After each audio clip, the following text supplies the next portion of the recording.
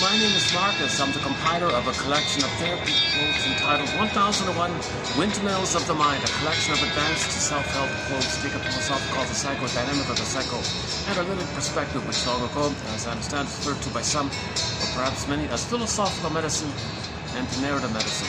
All part of the innate campaign by nature to heal us. There's an innate drive for healing. The body seeks to heal, but the body and mind are connected, the body-mind system, so the whole person is trying to heal. Unknowingly, something's going on that's trying to heal us. But with people, consciousness is a key factor, because consciousness communicates to us that we welcome healing. The consciousness communicates to all of us, like the whole system, our willingness to heal. Because if you're not conscious, then you're stuck in the unconscious, timeless repetition of the trauma. And you're stuck there repeating because you're not conscious. Repetition compulsion is there due to trauma, but trauma takes place. The part of it doesn't know time. Okay, the baby doesn't know time in the beginning, and trauma takes place. So the thing repeats. The neural circuits laid in. Repetition compulsion, trying to get better outcome, trying to get mother's love. But the present is the past, but you're still repeating it. So present is symbolic of the past. Intraoral fixations and acting out, and symbolic repetitions of the past, replays the past, and you're just blindly repeating. Now this repetition compulsion is a huge topic in our collection here. We've got a lot of great quotes on it. Due to the pain of not getting a secure attachment style, so we go through the developmental process to have our ontological self and our golden ball. Okay, so that's a pain to not have our beingness, our identity, our feeling self, our ontological self, our sense of self, our embodiment. Yeah, we live to the extent that we feel this I, this authentic I, and the golden ball that relates to feelings, the capacity, real self. The trauma, that part of us, that major part of us gets stunted in its development. Yes, we develop in other ways, but our feeling self gets frozen. So we repeat the interaction that caused that, hoping to get a better outcome, hoping mother will change her mind, so to speak. But that's the thing. It's unconscious. But the memories lay down in the form of a neural circuit. Human connections lead to neural connections. Interpersonal leads to intrapsychic. Okay, so if there's a traumatic script laid down, hey, you're jinxed, you're cursed, the cards you're dealt, well, now you're wrestling with this, wrestling with fate, wrestling with destiny. Okay, that means you're going to repeat that thing that happened, hoping to change the past. Okay, you realize that doesn't make sense, but you're doing it symbolically as a communication to know the story of the past, to make yourself conscious of the past. When you're conscious, that communicates to the system that you want to heal.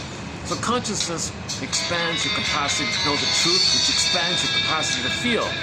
Now when you feel, that's feel it to heal it. When you feel it, this emotional knowing, the healing takes place with the feeling. But to get to the feeling, you gotta have consciousness. Psychoanalysis looks for an egg in a basket that's missing. So the basket is the consciousness, and the egg, like the new feeling comes, new potential, new life coming back to you, your budding beauty, emerging self. Okay, that comes back to you when you have the nest. The basket is the consciousness. You got to have the consciousness, then the feelings come in. Psychoanalysis looks for an egg in a basket that's missing. Oh yeah, he's an Italian poet, that guy. I was speaking about Italy. I want to talk about the famous opera. We haven't done much opera in our collection so far. I'm I'm way behind on the opera scene. I'm ridiculously behind on it. But I just saw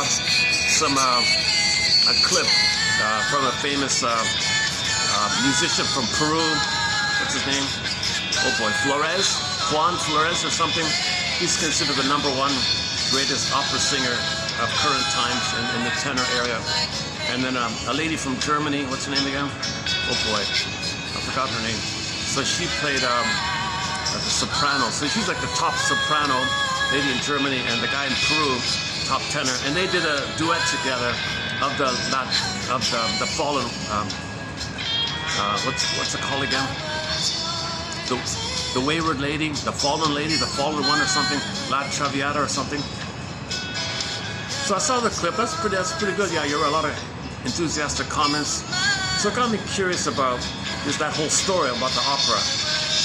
Because in the last video I mentioned a book by Tibor from Hungary, Tibor Augustin, and we posted a couple of quotes from him. And he's got a section in the book that's sort of out of our zone here. I don't really cover the whole sexual kind of area, but he's got a section in on it. So I looked back on it and I thought, okay, let's maybe start in slowly, just slowly see if we can slowly, gradually add the quotes on the whole sexual life, because it's going to be tied to our oral fixation thread. We have a thread, 63 threads, one of them being oral fixation. And embedded in the oral fixation, there's the promiscuity. So we got to maybe work on developing like a sub-thread on the promiscuity area. So I want to focus maybe a little bit on this area about the courtesan lady, Violetta in the story, right? Violetta, what's her name? So she's like a high-end call girl or something in the show or something, and the rich hire her to accompany them or something. So it's a story about Verdi, the opera guy, the guy who wrote the opera based on a play, based on a book about these sisters who were kind of like playgirls or something. So basically, she's a playgirl. All of her songs are about pleasure, life is short, just have fun. Like, oh, play the song by Trooper. We're here for a good time, not a long time, have fun. So she's just symbolic of a denial of feelings, because she, as a defense against her inability to love. She says in the opera, I can't love. I don't know what love is. I never loved. I never felt love. I don't know what love is. I never had a family. No one loved me. I never loved. I just play and party. So she's a party girl like that. And so the opera is mainly about her and this guy who's mesmerized by her and wants to redeem her, wants to save her. So I want to maybe tackle a little bit about the two main characters. What's his name? Alfredo. I just saw the opera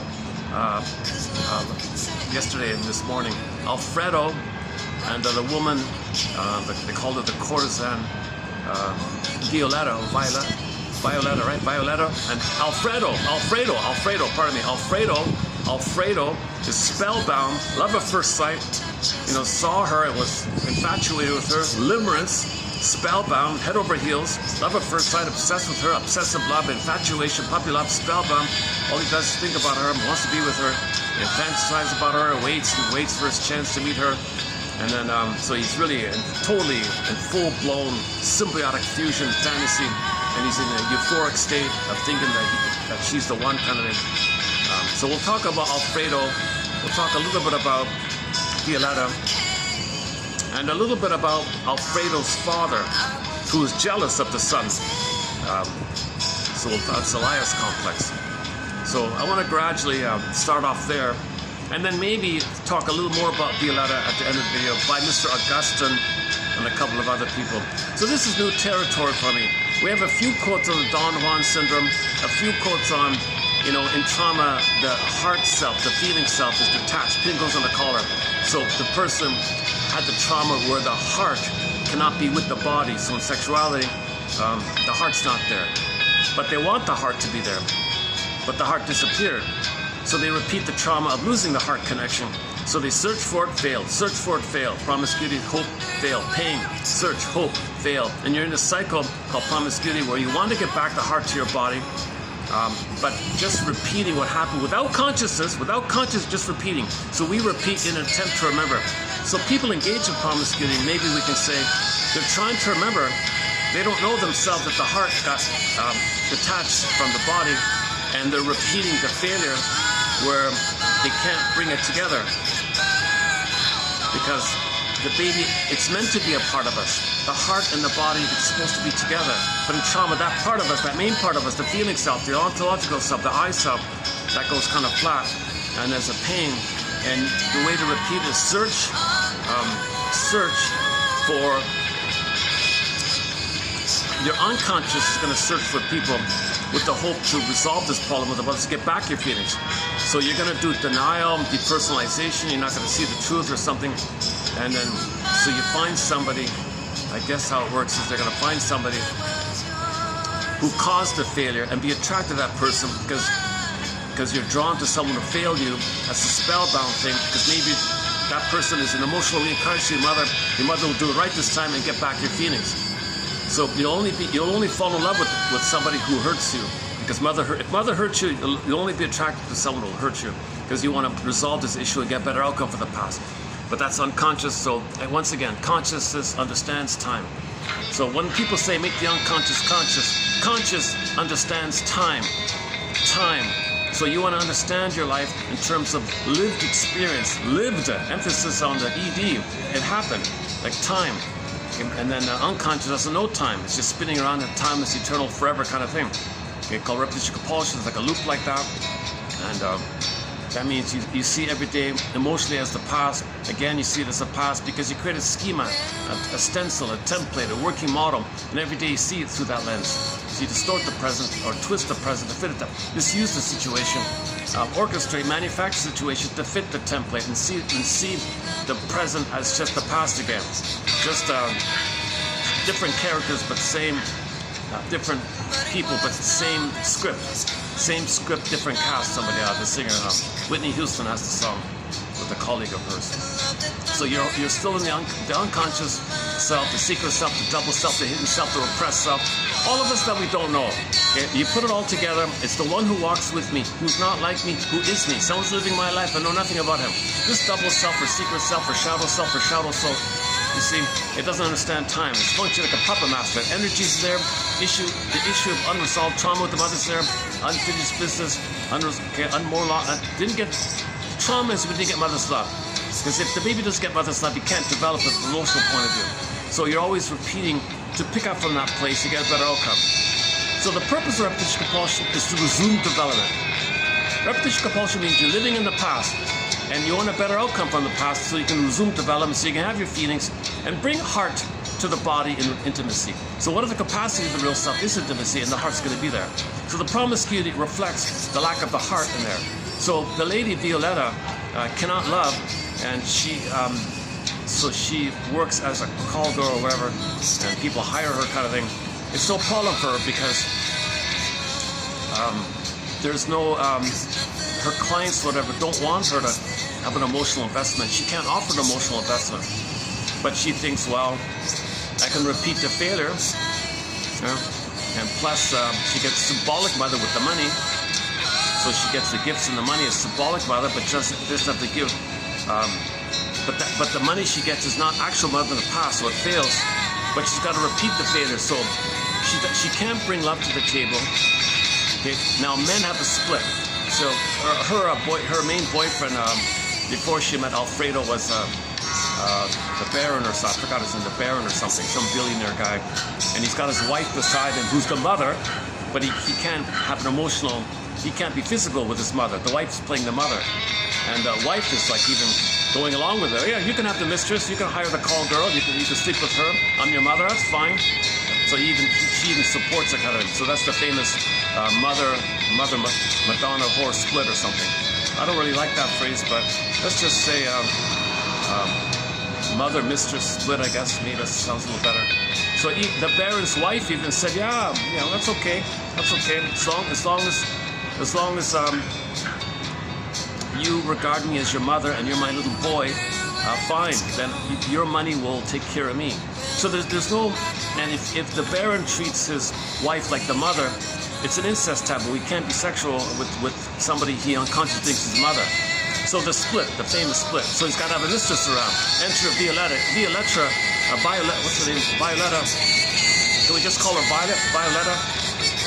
Violetta or Violetta, one of those two. So she fills in because it's split. For the Baron, it's split. The mother-mistress phenomenon is split. So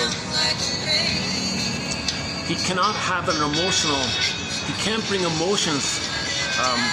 If there are no emotions expected, which is what the mistress is for, because she can't bring emotions, she doesn't want emotions, she doesn't expect emotion, no attachment, no emotional connection. So he says, oh good, no emotions, that means no mother. Mother means expectation and pressure and demanding and guilt and all that. Oh my God, I'm free now. So if the girl brings no emotion, he feels kind of free, he feels kind of relaxed. And then with the safety of the body being relaxed, then he can be himself in the sexual area like that. So he can be romantically, physically intimate with the Violetta, but with the mother, with the wife, that's the mother. Oh, it's the mother, I can't. So it's a split like that. So the Baron's got this huge split. You see.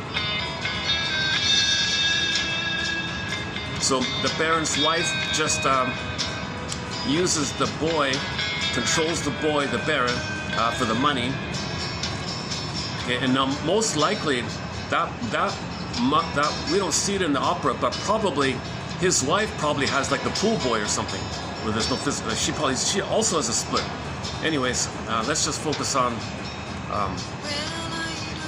the Baron for a sec here. So we see the opening scene, the Baron having a split like that, right? So Violetta fills in for the split side, and the Baron's wife is the mother. Can't be intimate with incest taboo. It's impossible. The body. Okay, so you only feel safe if there's no emotion. So the call girl has no emotion, so he feels very active and free with her, but no emotion. So he's got this arrangement where he splits his body and the heart. The heart means the emotional attachment to the mother, and the physicality is going to be with the mistress girl. So this is trauma like that. So the Baron's got trauma, okay, and Violetta's got trauma because she's gonna repeat. She's gonna want men's money. That's symbolic mother. She could be active because there's no feelings involved. So she does what Augustine calls, I'll be in a trance, I'll do an as-if thing, I'll play what they want, it won't be me. So one quote said, these call girls, they never seldom, quote-unquote, seldom, they don't have themselves. They have like a pseudo-self, a pseudo-personality called the as-if personality. Okay, they put on like a show or like a persona or something. So they sell that, they sell the fake thing. Okay, he calls it the I, not I. So the call girl has the I, not I. So when people say, oh, she sells herself, no, she only sells the fake self. The real self is not even there really. Okay, but the repetition compulsion is, she's got to find some mechanism to repeat the failure. So she brings the lack of self to the table. It's gonna, with the mask, okay, hoping for love, it's gonna fail again, but she's protected with the mask, and the failure takes place. So she gets the money. It's symbolic, no symbol, no money is symbolic. A mother could be actual mother of the past, but she's got pain to repeat. When she wants to get out of the pain, so you repeat. So the promiscuity is the repetition compulsion to get mother's love in the past, the effects of the past, so the heart and body can be connected. So she could be a lifelong, and she said in the opera, this is a meaningless, arid, meaningless existence. She felt bored like this or something. That's why she always says, the hell with it, just get drunk. So the most famous song in the opera is where she and Alfredo and the other guy, the new guy, say, oh, just get drunk, just get drunk. The most famous song in that opera is, oh, just get drunk, a drinking song. Can you believe it? One of the most famous songs in opera is just get drunk, who cares kind of thing. Jesus Christ, it's kind of sad. It's funny, this opera has a very simple plot, extremely simple, short plot, very short little story. But it really draws a lot of people in because of this issue that it manages to condense numerous themes, which I want to... you got to treat the opera like a dream in a way. And in a dream, you condense many things.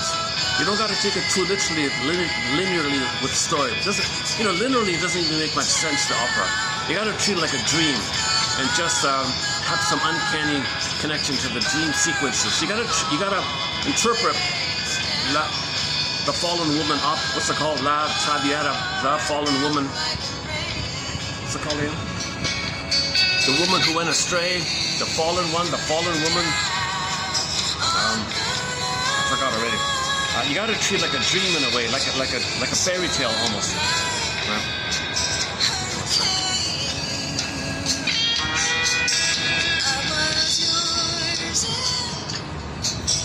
Yeah, I'm getting a little ahead of myself here. Hold on, let's back up here a sec. Let's stop. Okay, thank you, folk singer Lynn Miles. And let's start off with the drinking song I just mentioned. Now, I don't know all the various versions of this play and film and opera versions of it, so I only saw one version, the 1967. So I'm going to be referring to the 1967 opera, sort of like in a film. It's all singing, it's all opera.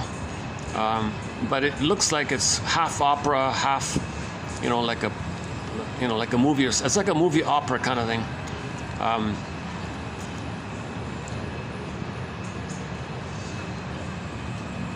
And the English subtitles are okay, they make sense. La Traviata, the fallen one, is that right? The fallen one, is that right? So she's considered fallen for some reason. She's got a bunch of sisters, they're all playgirls like that. So it's about this particular one, Violetta. Okay, I'm going to update this because this is just sort of my first run through with it. Okay, so once upon a time, you got this billionaire guy called the Baron, whatever his name is. So he plunders the planet, so he destroys Africa and makes a lot of money and lives in castles, these kind of characters. So you can't feel if you're going to do that. So this person can't feel. So this person doesn't have the emotional body. The only way he can feel is if he finds a woman who doesn't feel, then he feels safe. No feelings involved. So he doesn't feel, the mistress doesn't feel, maybe that's the only time he can kind of have some kind of life or something. He needs a mother because he's a baby inside, really, and he's sort of feels entitled to have a castle. So 80% of the people are put in poverty to hand over. So he's part of the pillage and plunder system, right? The Baron guy, right? So he's gonna orchestrate with the entitlement that the mother plundered his feeling self, his heart, that's his home, his inner body, his feeling self, like the ability to love in the heart, in the body, that heart part, that's the home. His inner home is robbed. He becomes the aggressor, the mother. So it treats the planet like him and does to the planet what the mother did to him. So he plunders the planet because the mother plundered him, as above, so below. So he feels entitled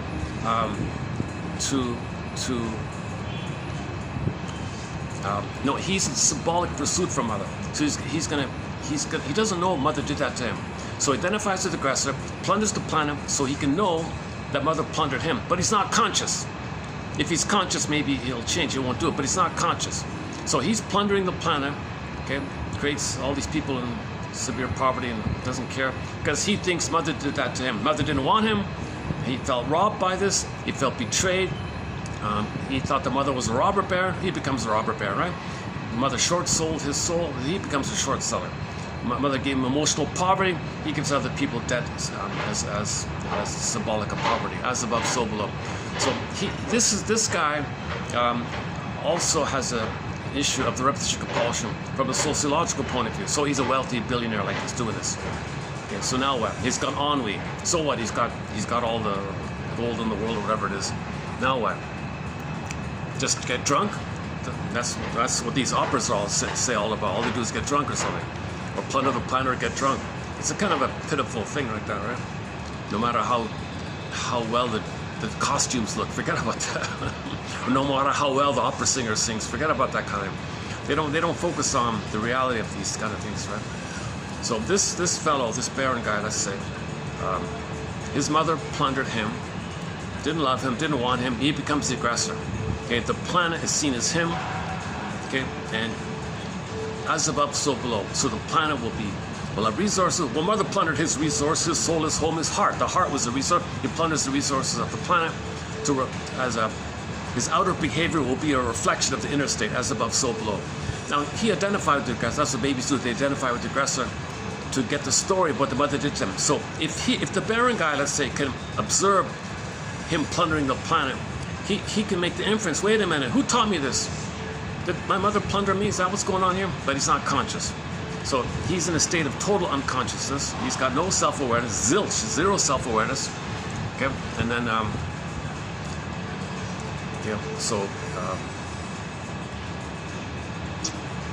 so he ends up, so another facet is the split. So the feeling's not there, but he's got a body but no feelings. Okay, so that translates later on in relationships to the mother mistress split like that. So he's got, on the one side, he's got the wife mother, and the other side of him, so he's got two ladies on each of his shoulders, right? The mother, wife one, and the mistress, call girl one or something. And they all know each other and get along or whatever, right? It's kind of a disturbed, perverse setup. There's no love involved. So this either or thing is a reflection also of the split between heart and body, heart. So there's you got the mother and you got the body, that kind of. Plus, others should. He's entitled to have a house and food and things. So you punish the planet like that, and then a relationship like that. So for the survival, you punish the planet. For the issue with the mother, he's got the two women there. So you got this barren guy. All right. So the barren guy is walking down the street one day, just with, I'm not sure, yeah, with the mistress one, right? So one day, this barren guy is walking down the street or something, in Venice or something, Italy, somewhere, I forgot. Or Rome or Florence or Venice, probably Venice, I guess, right? That's where it started, a lot of it. Verdi, where's Verdi from? Maybe. Okay, no, okay. Sorry, so the story, as I understand it, currently, I'll update this, I'm probably going to make mistakes here. So once upon a time, you got this billionaire guy walking with his mistress, walking down the street or something. He's very happy, he feels free with her because there's no emotion, right? The mother's at home, he's got the safe base of mother, and he can be free with the girl. He can't bring it together. He can't bring the sexuality and the heart together. So he can't love the mistress, and he can't be physically intimate with the wife. Split like that, famous split like that. Okay, so the barren guy's walking down the street, and he's got this pretty young girl beside him and all that. Some guy across the street or something sees her, the mistress. Just one look. That's all it took. Oh, just one look. And play the song. He was obsessed with her. He just saw her like instantly. Now there's 2 points here. Either it's just about him seeing her, and maybe either A, there's a narcissistic fusion in terms of sameness where he feels flat, she feels flat, so they feel a fusion. So he feels like a oneness, a twinship, a oneness, a bliss, oneness. So unconsciously, it's the baby in the breast floating, so he feels floating or something. And then it might be the same for her. Usually it's one way, but if it's two ways, then both of them are in a blissful state, right?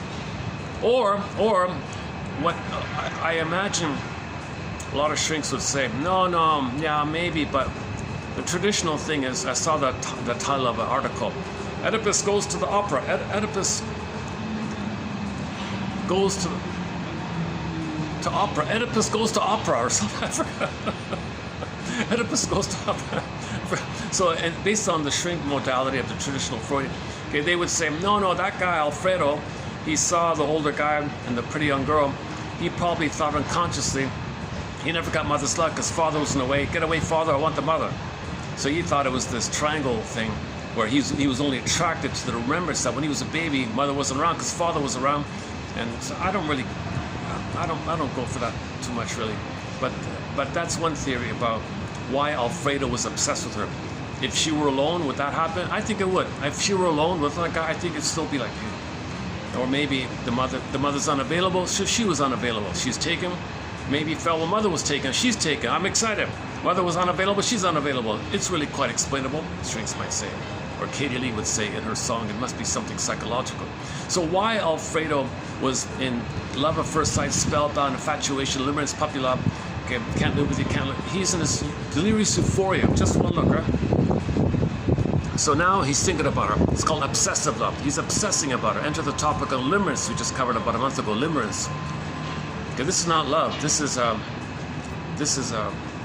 triggering phenomenon where you think you're going to get the blissful, missing symbiosis fusion with the breast milk. Babies are in blissful state, honeymoon state, euphoric state, nursing in the first 4 to 5 months up until 18 months. They're in the euphoric, Gardagia and Shambhala. A lot of babies are not getting that because babies are removed, then it's missing. So when it's charming, you look for it. So this infatuation is about the fantasy and the hope of getting the bliss, the promised land. Yesterday, the guy called it, Augustine called it the promised land or something. The Garden of Eden and Shambhala. Do I have to leave here? Oh, I might have to leave. Luckily, there's overcast, so I can go downstairs. Yeah, okay, I might have to. Whenever they're preparing an event, I don't want to be around. I don't want to get in their way kind of thing. Should I move down now? I'll stand up again. Okay, I'll move in a few minutes. Let me just finish this little segment here.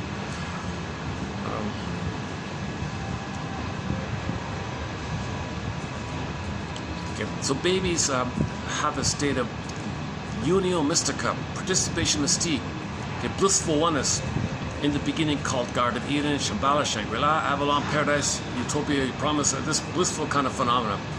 Babies need this bliss to continue after birth.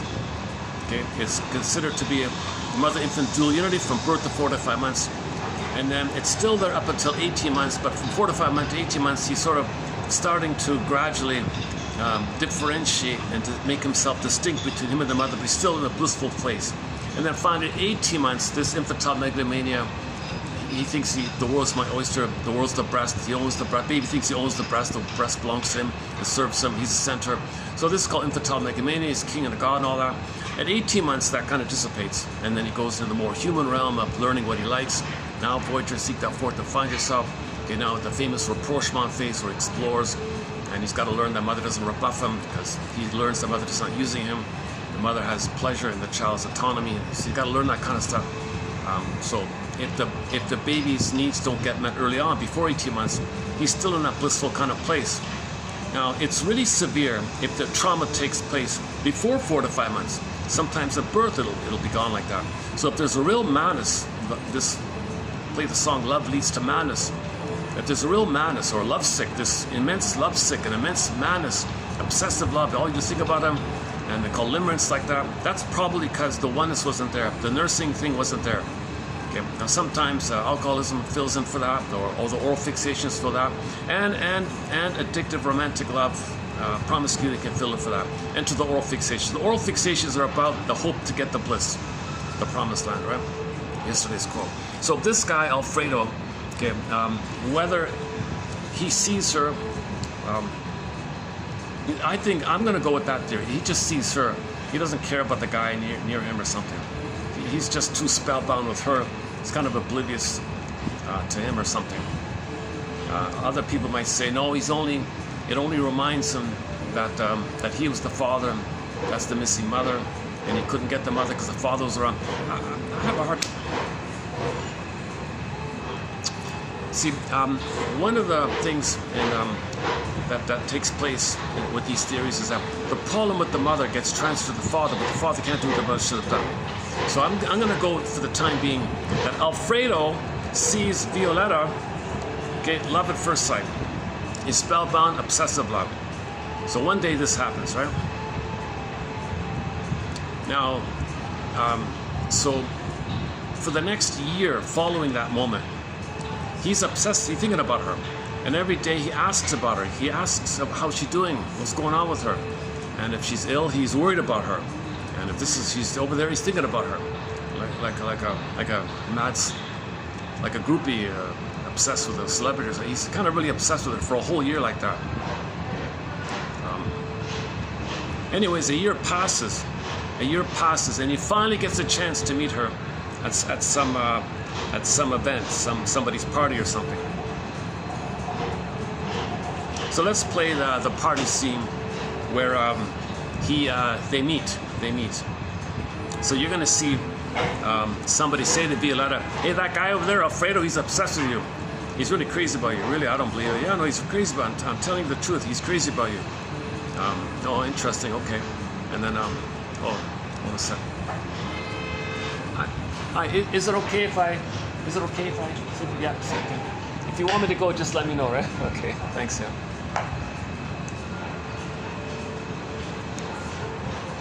She gave me the nod. Okay, that's good.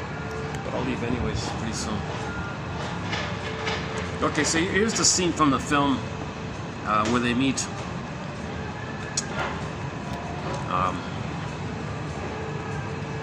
So it's a little awkward, but anyway, this is the meeting here. Let's see how it shows up here.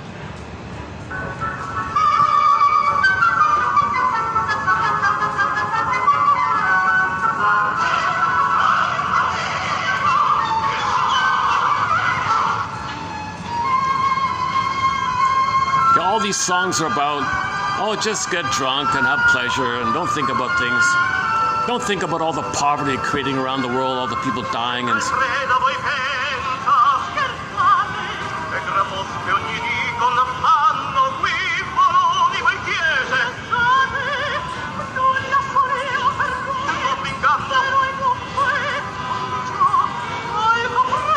Okay, there's Alfredo. Yes, I'm obsessed with you. Really? She says. And there's the Baron guy. Teasing him a little bit. I can't love you. I've only known you a year. And there's the mother wife giving him advice. See, he doesn't see this guy here. The Baron hates the young guy, of course, with the Elias complex, jealous of the young man. So the host of the party says, "Come on, Baron, make a toast." He says, "I'm not in the mood for it." And then, okay, so they give it to Alfredo. You're the honored guest here. Why do you make the toast? So he feels envious and jealous. So the host says, okay, newbie. He says, "Oh, I don't know. I feel sad too here. Inspiration fails me." But come on, aren't you some master? Aren't you a billionaire as well? Don't you have the skill to make a toast? He says to the girl, "Hey, girl, do you want me to make a toast?" "Oh, now my heart is filled." Oh, she looked at me. She blinked at me. She said yes. Oh, now he's all excited. Euphoria. She gave him a look. Now he's in heaven. He's in a blissful state. So now the song says, "Okay, let's just get drunk." Drunkenness, alcoholism, is a symbol for the bliss.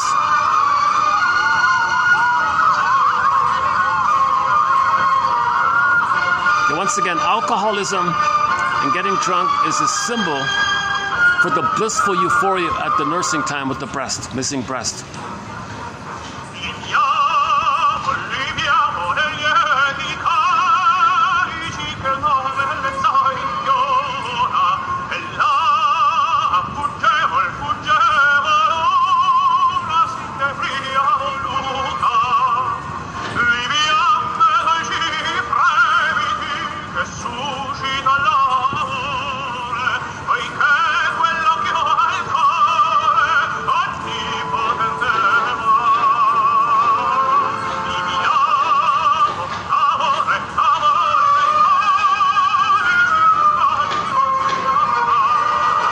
See, when you're drunk, you can feel warmer when you're drunk. That's because of the blood and all that. You're heated up. You can't feel without the wine. I'm just a party girl. I don't feel. I'll make you all fantasize. So she says, "You can objectify me, thingify me. I don't have any obligation on you. You're free with me. You treat me like a doll or something." So she lives like a doll, basically. But she's got the position due to her attractiveness.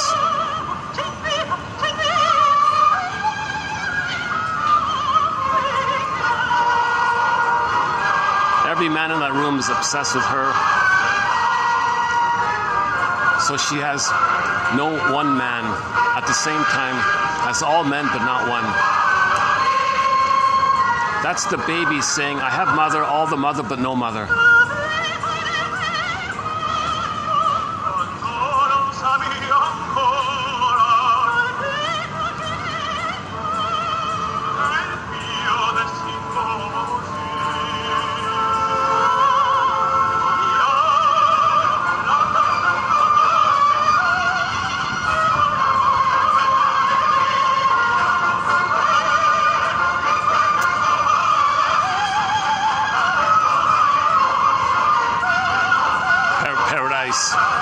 They talk about paradise, and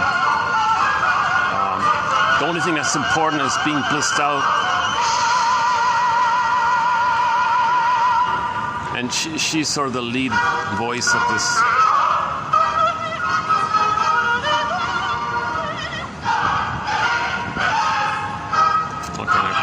let's just pause it there. Okay, let's talk about the fellow first. So one theory about the guy is he's gonna repetition compulsion. Okay, he's gonna repeat the failure of the bliss. Now in the story, she reciprocates. They go off in the woods for 3 months, and it crashes. Okay, that's symbolic. That stands for that blissful time. Because the baby with the bliss with the mother, it can be for 3 months. Usually it's 4 to 5 months. In some versions it's 3 months. So that time in the woods where the two of them are in a blissful condition, that's symbolic that the two of them felt the blissfulness together. So his fantasy was met, and her fantasy was met like that. So they both had the blissful euphoria of the symbiotic phase. So they both had the fantasy of the symbiotic phase. So in the story, when they're in the woods for 3 months, you know, there's how happy they are, they're the greatest, all these extreme superlatives, all these extremely flowery, kind of exaggerated, this is heaven and paradise, all these kind of things. So that's what the baby's in heaven and paradise, like that, Garden of Eden, Shambhala paradise. So those 3 months together, they kind of describe their time together like that. But 3 months, then crash, the baby's meant to come out of that. So it kind of got crashed, the egg got crashed. Okay, another point about Alfredo here is somebody said that Freud said that in the unconscious, okay, the mother and the call girl are one. I know it's a shocking thing to hear. I haven't heard it myself. I just saw it this morning, to tell you the truth. Looking up quotes for this thing. So he said in the unconscious, the mother is like everything. So the extremes, mother and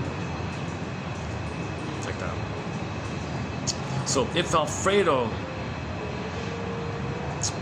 let's try this. If Alfredo felt that the mother had to sell herself out in the marriage, that she wasn't happy, that the mother was a quote-unquote sellout, she sold herself for the practicality of the marriage. She didn't want to be in the marriage, she was unhappy in the marriage, so she quote-unquote prostituted herself in an unhappy marriage. So the little boy maybe felt that. Maybe the little boy felt that the mother is emotionally like that. Never happy with the guy. Maybe felt that. Okay. So how does he look for this emotional, unconscious version of the mother? Well, that's the split. The mother and the call girl split. So Alfredo sees the call girl, and the call girl sells herself like that. That's a reflection that the mother sold herself in the marriage like that. Now, the mother's not a call girl, but emotionally, she, quote-unquote, sold her heart and life and potential to the one man like that. So his mother maybe felt like a call girl or something, but she wasn't physically one. So how does Alfredo find this traumatic one? This is a trauma fixation. When you're fixated on a trauma, you look for it to pick up on it. So how does he find mother if the mother was an emotional call girl, even though she was a loyal, devoted, filial mother and all that? But if the mother felt emotionally like that, okay, and the son, how does the son find her again later? So there's a split. So the physical, Violetta, is an outer reflection of the Alfredo's mother emotional state, as above, so below. So the call girl is like a physical, interpersonal reality reflection of the inner state of the mother that he's looking for. So he may think that's the mother. So Alfredo sees Violetta across the room. Woo, there's the mother. That's what he wanted. Mother was an emotional call girl, so he's obsessed with the call girl, right? Now he wants mother. Now it turns out he sings a song and all that, and he gets her, and they go for 3 months, and he has the blissful time. So the fantasy is he found mother, and he's gonna continue with the development and get mother's love. But she can't do that. That's ridiculous. The call girl can't be the mother for Alfredo, because she's in the same boat, she's doing the same kind of thing, and he can't be the mother for her. So they're both looking for mothers, but they got the blissful oneness, the twin ship symbiotic fusion. That's why it only lasted for 3 months, then it crashed like that, and a big drama afterwards. Another version of this is the boy needs a loving mother. So he'll try to save the mother, cure the mother, fix the mother. The mother was an emotional call girl. Well, how does he save the mother if that's the mother's emotional condition? So when he is attracted to the physical called Violetta, unconsciously he thinks he wants to save her, redeem her, cure her, fix her, rescue her because he wants to rescue the mother. So Alfredo wanting to save this girl is kind of like the baby wanting to save the mother. So the baby wanting to save the mother, okay, that's a frozen thing. He couldn't. He's suspended there. The thorn is there. The fixate is there. So he looks for a call girl and wants to save her. Enter the Pretty Woman film, right? It's a little bit like that. So somebody said the Pretty Woman film is loosely based on this story.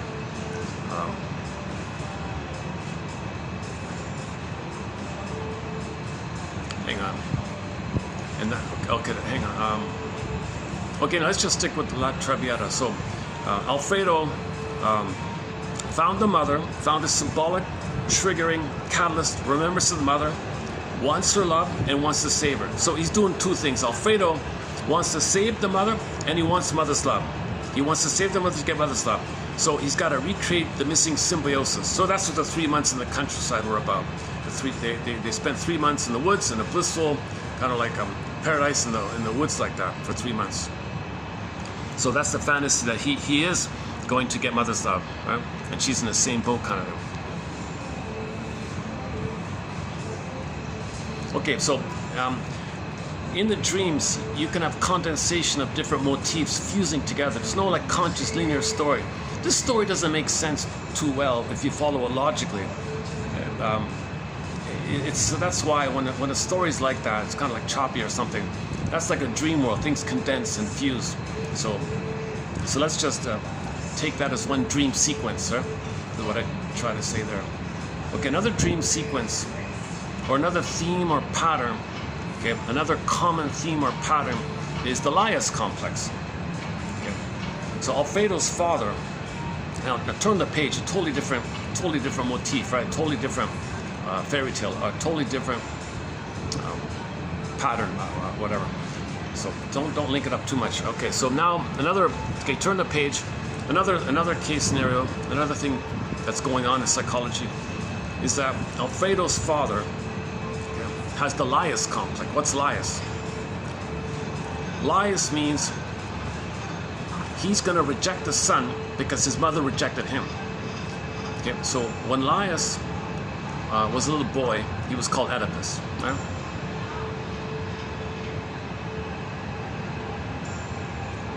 Mother rejected him, Jocasta. He grows up, becomes Laius, acts like the mother. Mother rejected him, he rejects the son. So he's going to reject the son. And in that story, Alfredo's father rejected his happiness, sabotaged his love and all that, and crashed it. He was immensely jealous and envious of the son. So there's another common one, the father and the son, the conflict between the father and son. And in the opera, they said, oh yeah, we got bad blood, they said.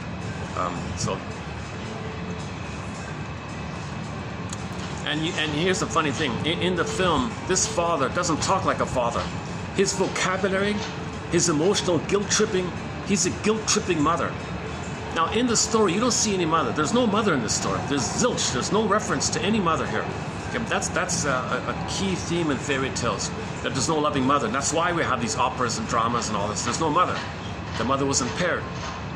The mother was traumatized. No one got a loving mother. We're homotraumaticus like that.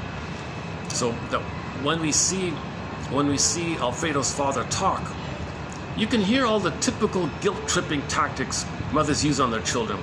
Oh, how I suffered for you, all the things I sacrificed. You don't know my poor life I had. You don't know the poor life that I had. How I suffered. Oh, you should be sorry for me.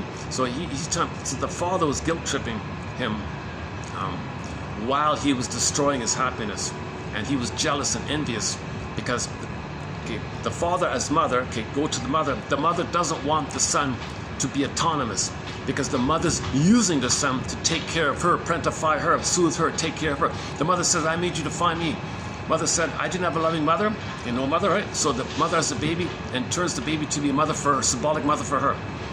So typically the mother says to the son, Oh, you can't be autonomous. I withdraw. I punish you. So I need you around as narcissistic supply.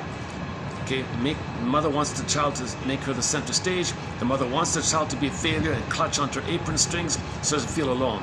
Okay, the apron strings to the baby's going to be the placenta strings to connect cord to the mother. Mother's using the baby as a phantom placenta kind of thing. So the mother can't be alone. The mother still is looking for mother. So she parentifies the child, but hurts the child, punishes the child's autonomy, that brainwashes them to be dependent on her. Mother says, good, you're dependent on me, good. You're autonomous, I punish you.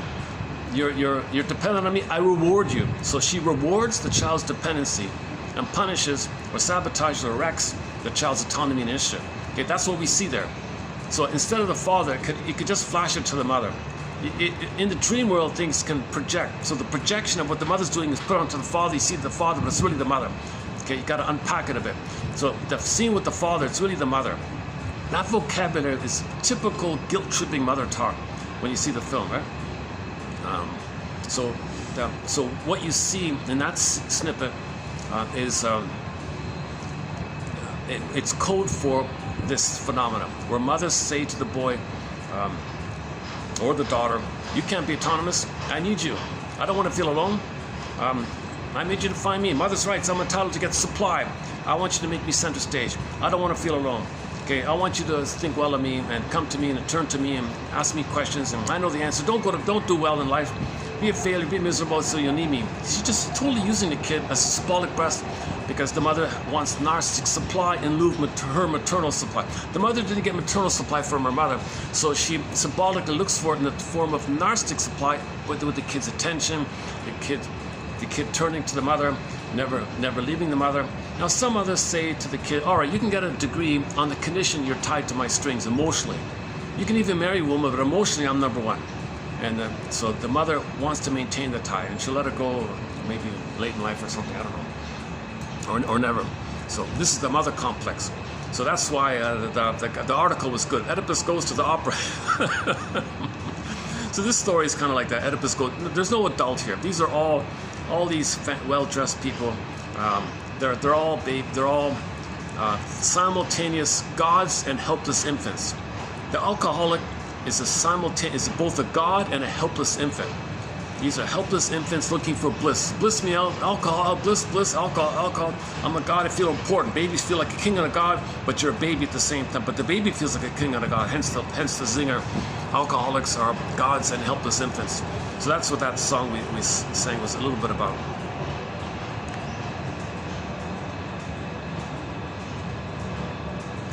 What else? Okay, the hardest part is to talk about Violetta. That's going to be the toughest one. Let me dig up the quotes here. Oh yeah, I got the strong copy this time around. I went to the other shop. I feel the effects. Look at that. This smaller one is stronger than the other one I usually get. Okay, hold on a second.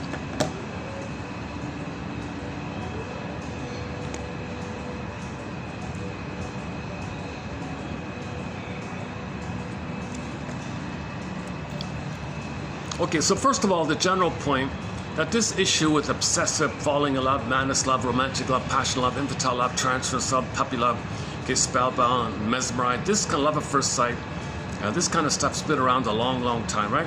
If 19th century romanticism was passionately concerned with states of painful bliss, okay, Verdi's Alfredo in La Traviata sings of his disastrously inappropriate passion for Violetta as crucifixion and delight. They describe the love madness, the love sickness, okay, the love sickness, the love madness as crucifixion and delight. The torture and the delight, the pain and the pleasure. Well, if that's the case, if 19th century romanticism was passionately concerned with states of painful bliss, okay, bracket, Verdi's Alfredo in La Traviata sings of his disastrously inappropriate passion for Violetta as crochet et délizia, crucifixion and delight. Well, the late 20th century variety is no less ambivalent. We're still struggling with this. Okay, enter Limerence, the famous book from Limerence from the 70s about limerence by Miss Tenov. almost every song is sort of one variation of this or another, right? Okay, here's the father-son one. Okay, Mr. Nancy, this is from a well-known author. Those who love opera will recognize the older man and the younger man issue, father-son issue, right? Those who love opera will recognize the senior male, okay, and / junior male humiliation and control dynamic throughout the operatic canon. For example, not just La Traviata, but also others like Don Carlo, and he mentions a list, and there's a list here. These are just a few of the several that come to mind here. So you might have, in some versions, the older one is trying to destroy the son, he's jealous of the son, wrecks his esteem. There's an immense, that's the Laius complex, immense jealousy of the son. In particular, if the son finds a partner his own age, he's wildly jealous. The father would be wildly jealous. That's what we see in La Traviata. Appropriating women not of their own age, not of the mother generation, not Jocasta, but women of the young man's age. Yeah, so she says here, if the father sees that his son has an equal kind of thing, he'll be jealous because he never got it himself. He might be okay if the son has like a mother figure or like too young or something. He might be okay, those kind of things, if it's something dysfunctional. But if it's something like kind of like companion or potentially companion, he's wildly jealous and wants to crush it, because that's the budding beauty of him once upon a time needing to be able to love. And here's the son almost being able to love, triggered a reaction. I once wanted to love, look what happened to me. I see it in you, I don't want to feel it. I don't want to feel the pain of what happened to me. I want to remove this source of pain, so he crushes it to not be triggered within himself. Laius complex, right? Okay, so we'll pick up on the Laius complex. Not much material about the Laius complex. Okay, now let's go to what else? Okay, this is all scrambled. I did this in a kind of a rush. I don't know what got me. I think it's something new with the opera. I think this whole thing with this whole discussion with the opera, it's new. And I didn't even know the story, to tell you the truth. It was about a call girl falling in love with a rich man. And this whole drama like that is so popular. Well, what's really going on here, right? All right. Okay, keep in mind a general thing here. Adult interpersonal relationships are the expression in the external world. Adult interpersonal relationships are the expression in the external world. Internalized intrapsychic structures of the internal object relations, which were laid down from the experience in the relationship between mother and baby. Okay, so your outer relationships in the interpersonal world will be a reflection of the template. The template is created by the mother-baby dynamic, mother-feeding, nursing time, baby in the nursing time template. Your outer life will reflect that. For example, if on the topic of money neurosis, if the breast wasn't there, the battle with the breast you continue the battle onto money being symbolic breast, then you're greedy for money to fill in what the breast didn't give. So the person can be greedy, doesn't work, greedy doesn't work, but the greed and the hope and the chase, dopamine chase, it gives you hope, which pushes back the pain. Pain comes up, the trauma's still there, time is trauma, so you chase, greed, hope, fantasy, dopamine chase, hope, the hope pushes back the pain. Pain comes up, dopamine chase, the hope of mother for a moment has a blipping phenomena that you might get the blissful feeling, so that pushes back the pain for a moment. Pain comes up and you're in this kind of dynamic. So people who are promiscuous or oral fixations or greed or plundering the planet, it's all this oral thing, alcoholism and oral fixation.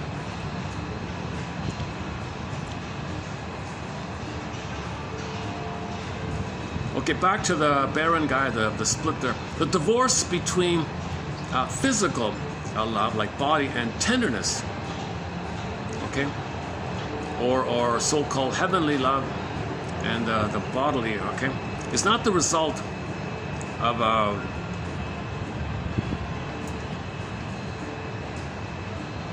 so when the Baron hires Violetta to accompany him or something, and feels a split, being with her didn't cause the split. He already had the split from the nursery time.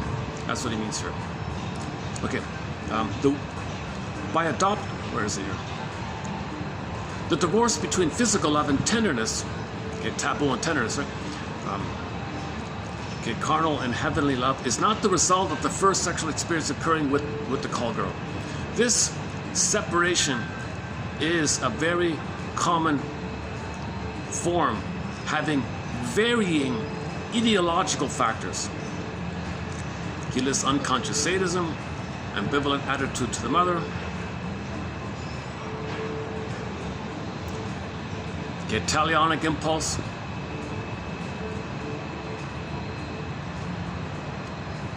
so he is going to reject both women because he was rejected. So in a way, he has a kind of a victory like that. I reject you, wife, mother, and I reject you, mistress, girl.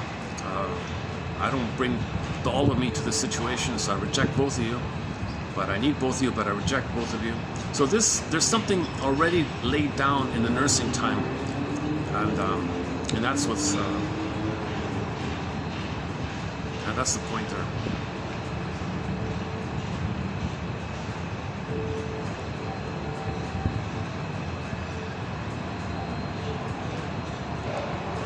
Okay, hang on.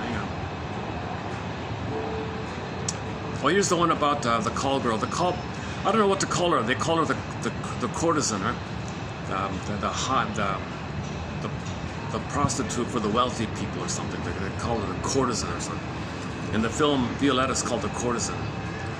I don't know what to call her. I don't know what to call her here. What do you call like a streetwalker for the high society people? I'm not sure. So let's just say courtesan. All right, courtesan, escort or something. Maybe we'll just escort. No, call girl. What was What was she called in Pretty Woman?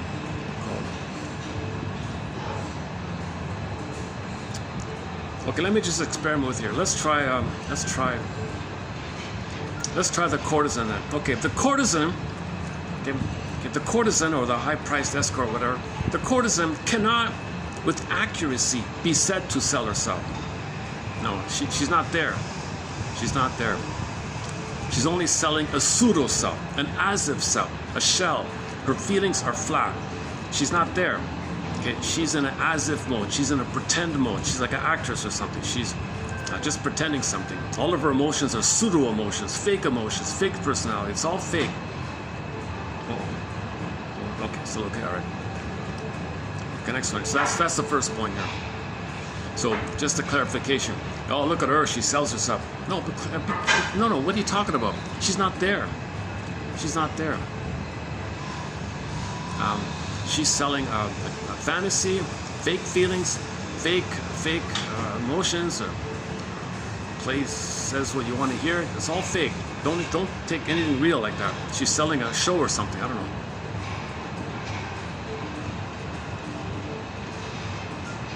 So the woman's protecting herself by that way because she can't bring it.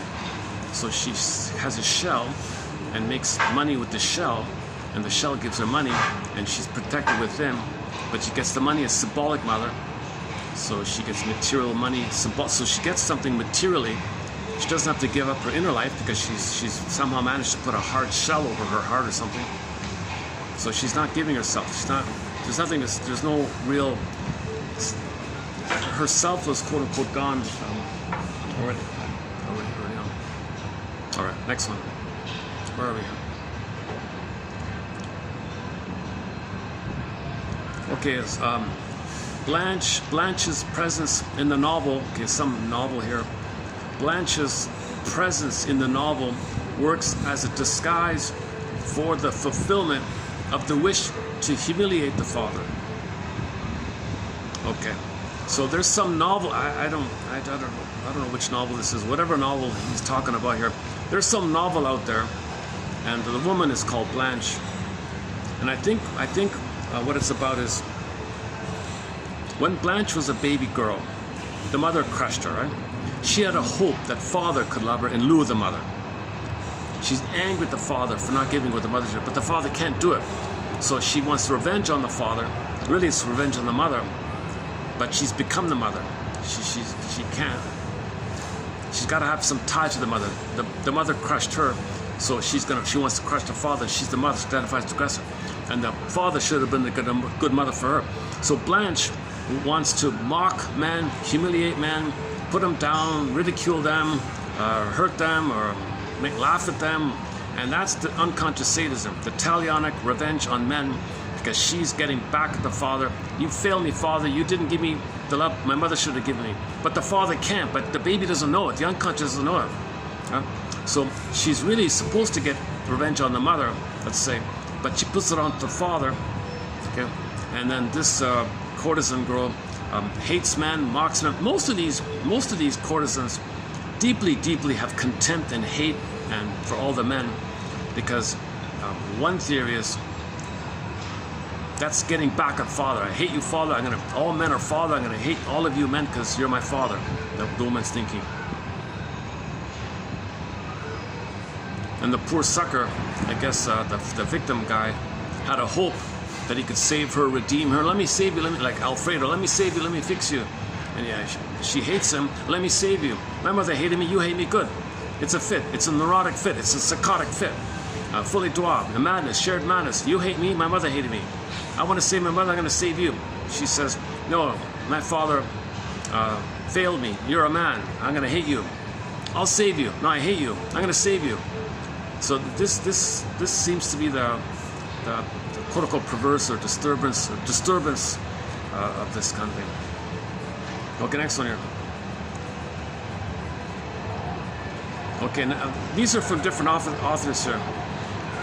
An unconscious wish to prostitute the body to sell and win object love again at any price. Okay, so some versions is, okay, maybe this is the hopeful side of it. Maybe in some cases, what do I got to do, mother, to get your love? So the call girl says, I'll give you whatever you want if I can win love. So maybe there's still a hope for love in some way. Okay, next one here. Okay, here. Oh, okay. This might be Alfredo. This is not Alfredo, but this resembles the Alfredo one. Quote. And one man in some novel says, quote, "I'll never forgive my mother. I'll never forgive my mother. She's such a, you know what? I'll never forgive her for what she did. She's no better than a call girl. She's no better than a prostitute," he says. "I will now find one who will be a better mother to me than my mother was." So this is very similar to Alfredo. So Alfredo thinks that the mother was like an unemotional, rejecting call girl. So he'll find a call girl who's like that and hope she'll be better than the mother. Alfredo has the unconscious hope that he'll win mother's love. You see? So he's looking for a slightly less harmful one, thinking maybe he can finally get it. And the fantasy of the story is he did get it for 3 months. He got the blissful euphoria. Okay, that's a little unclear, that one.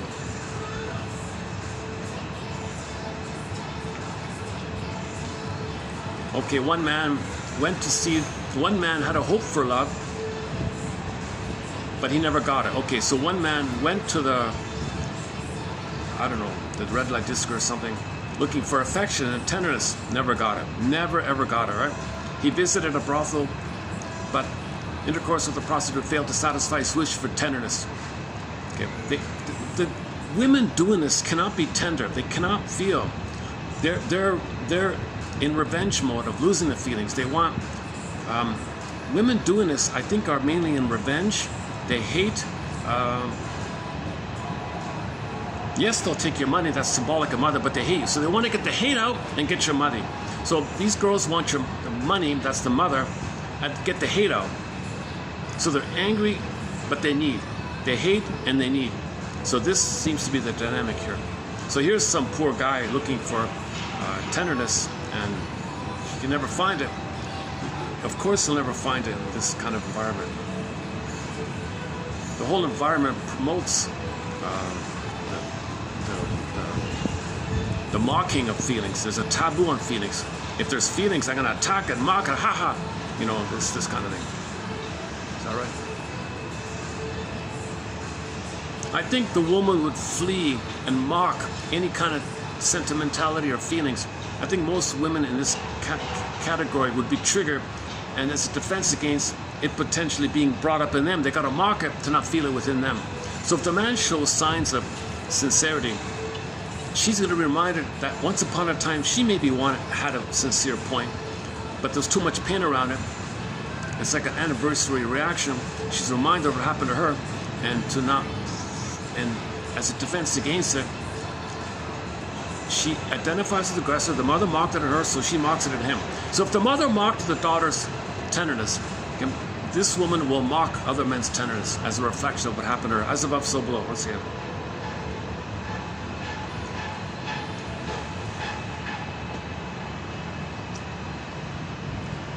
Oh boy, my phone keeps bouncing around on me. Hold on a second. I've got this very flimsy.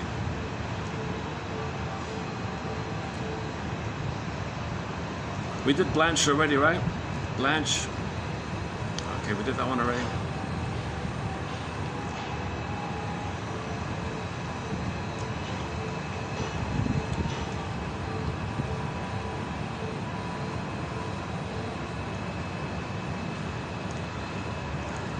Okay, there's one here from Derry about she has neurotic pride that she never brings feelings. Aha!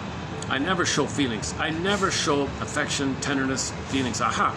She has a neurotic pride around it. One woman. Okay, he became sentimental, fell in love with her, and insisted that she was simply, you're just confused, you're neurotic, you're not really that bad. Well, this attitude did not coincide with Helen's aims, since she wanted to prove to herself and to the man that she could coldly sell her body. So this woman had a very Talionic, rejecting attitude. She's proud to reject because she was rejected. And a man comes along and says, "I'll fix you. You're just neurotic." Okay, he's ignoring the red flags here, right? She says, "My only agenda is to prove that I never show feelings again."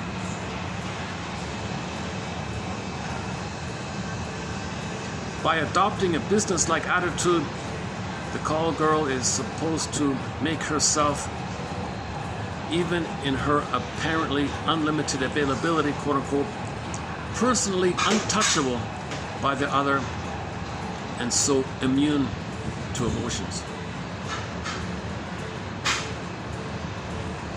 So she looks available, but she's never emotionally available. She's physically always available, so to speak, but she's never emotionally available. All right. Intimacy with the opposite sex is possible, providing there is an escape clause, such as a married woman, a prostitute, a widow with many children, a woman outside the language or something, totally different socioeconomic class. Or maybe it's just a summer thing, like a fling thing, or it's a party thing or something. So some people can only be physically intimate if there's an escape clause, no emotional connection, no emotional attachment. So they can only be physical if there is no emotions involved. So it's not just a call girl, it could be other things. She's married, it's an affair, no obligation, I don't know.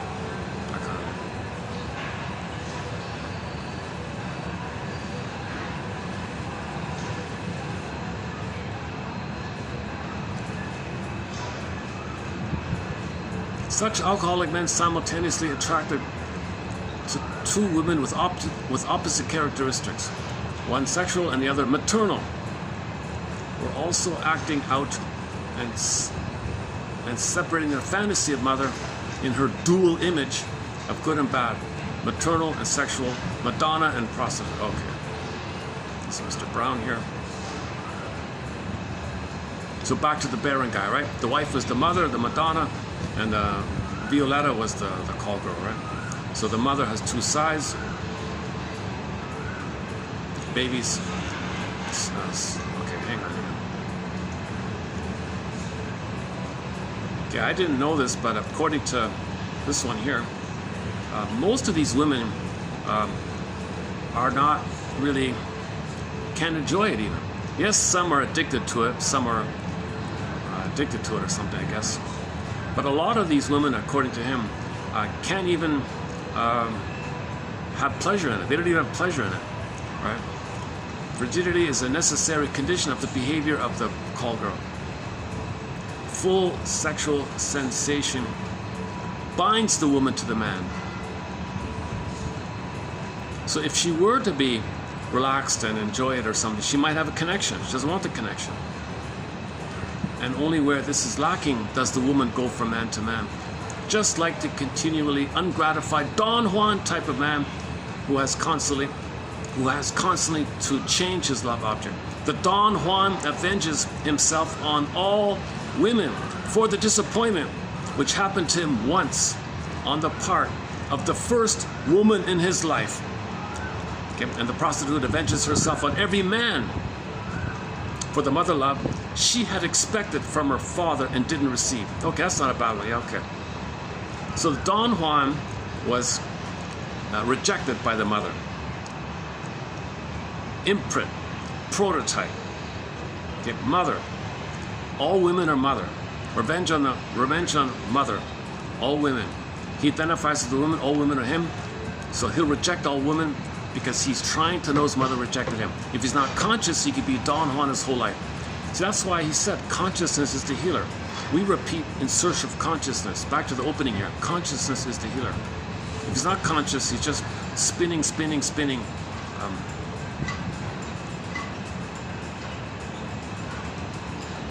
Okay, these next ones are kind of, these next ones here, they're getting tougher.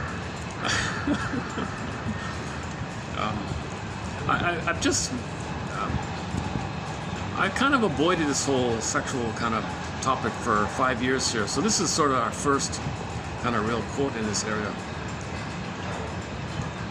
Let's see how we do here. Okay, next one here by Mr. Augustine. Oh, this is the guy from Hungary. Okay. Pseudo-personality, nowadays called as-if personality. As-if. Okay, pseudo-personality. In addition to masking the real personality behind invented tales, is manifested in another characteristic way, which may be called false toughness. In the guise of toughness, both parties assume a pose of being money mad or pleasure hungry. Okay, so the Violetta, all of her singing was about pleasure hungry. I only care about pleasure. And then the male version would be, I just want money. All right. Prostitute emphasizes that the intercourse is purely a business proposition and that she does not expect tenderness. Okay, she makes references to the toughness all around her. Yeah, I've got a bad temper. Yeah, I've got all these bad friends, and she makes references to all the strong-armed friends she has, and she's got a vicious dog to protect her. She's got a violent temper, in other words. Okay, in other words, she stresses that she's a tough, hard-boiled, unsentimental person.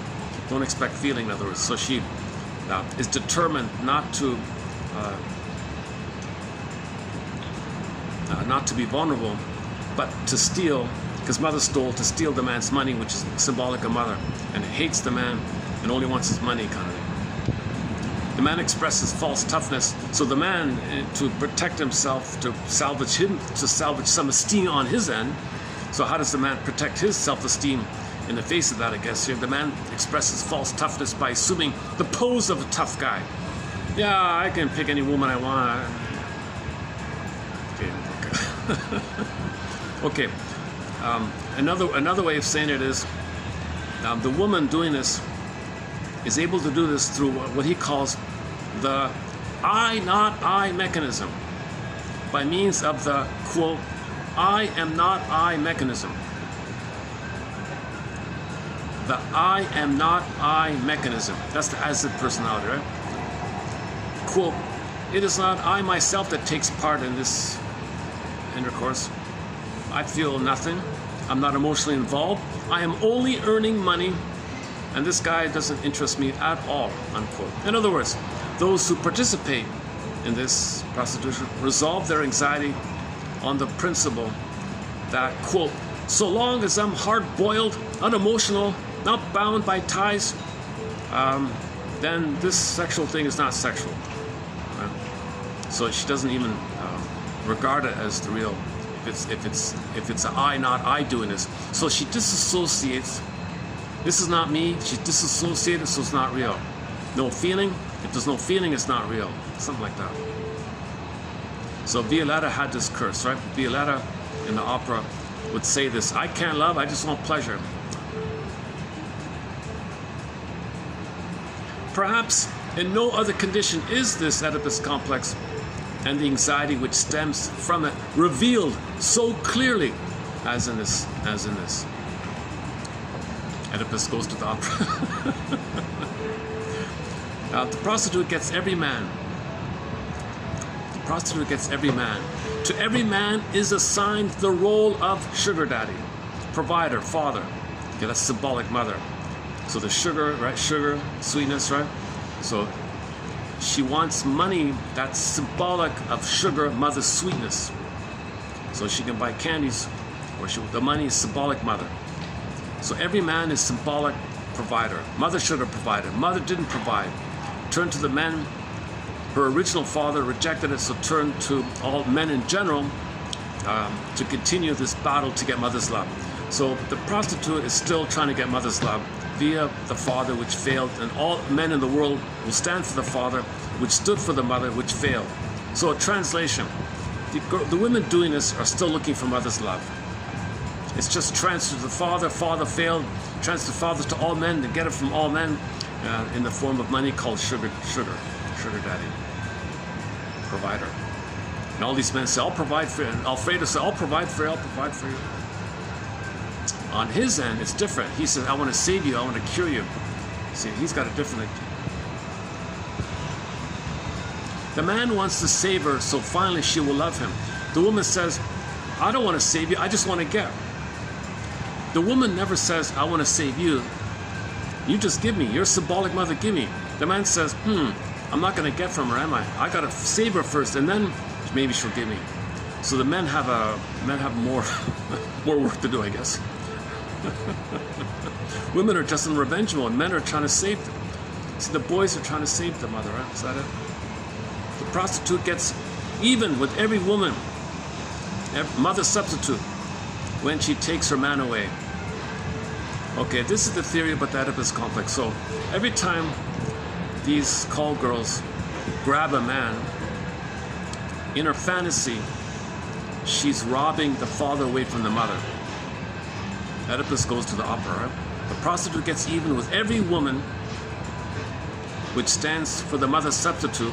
So all the men, let's say, that go to these girls, from the woman's point of view, aha, I'm going to steal the father, which should be mother, away from mother. And I thought father could be mother, so I'm going to take father away from mother. But mother didn't give me, I thought father could give me, so my hope is with the father. See, she's just so confused because she can't get, no baby can get love from the father that the mother should have provided. That's the madness and confusion with all this. That's the Oedipus complex in a nutshell, I think. No child can get the love from the father that the mother should have provided. But this attempt, this confusion represents all this.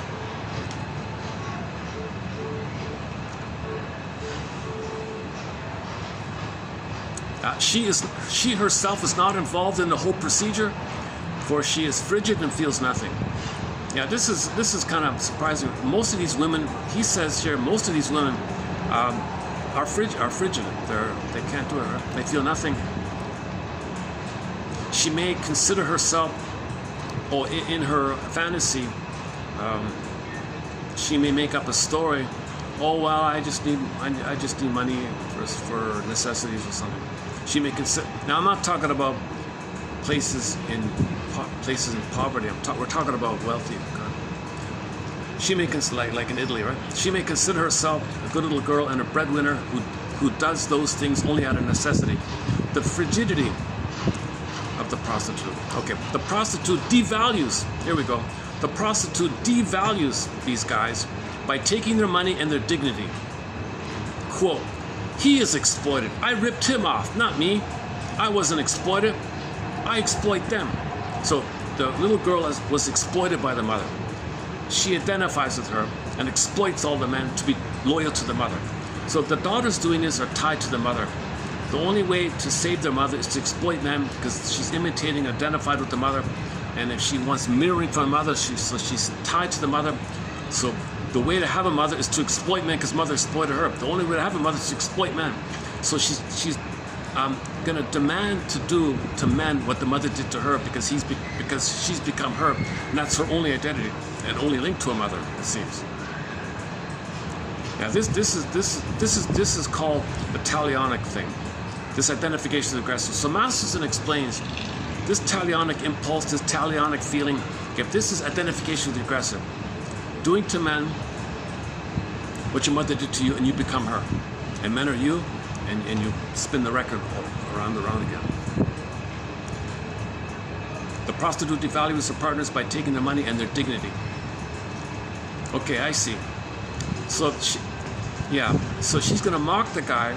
You have feelings, ha ha ha. She'll laugh. There's a sadism there. So there's the talionic pleasure of feeling safe, mocking because she's one with the mother and feels stress release. So her way to get reduced tension. When you get reduced for tension, you laugh, right? So she gets reduced tension by being with the mother and not the victim. The man is the victim. The man is her, and she's the mother, and she gets reduced tension because she scapegoats the man, because mother scapegoated her. And then she laughs in a sadistic, gleeful, perverse, this pathological pleasure called schadenfreude. So any kind of humor, it's based on there's two kinds of humor. The humor based on the paranoid schizoid mind, okay, that's the schadenfreude, where in general, you laugh when there's tension release. She feels tension release when she scapegoats instead of being, because she becomes a scapegoater now. So she feels safer being the scapegoater, and she needs the fellow to scapegoat because she's one of the mothers. She feels safe in a perverse identity. It's a perverse humor. It's sick. It's called pathological joy. It's an illness kind of humor. I think the quality of the laughing has an eerie kind of hateful, there's a sort of a revengeful, gotcha, talionic, ha-ha, that kind of laugh, right? Like a devil's laugh or something like that, right?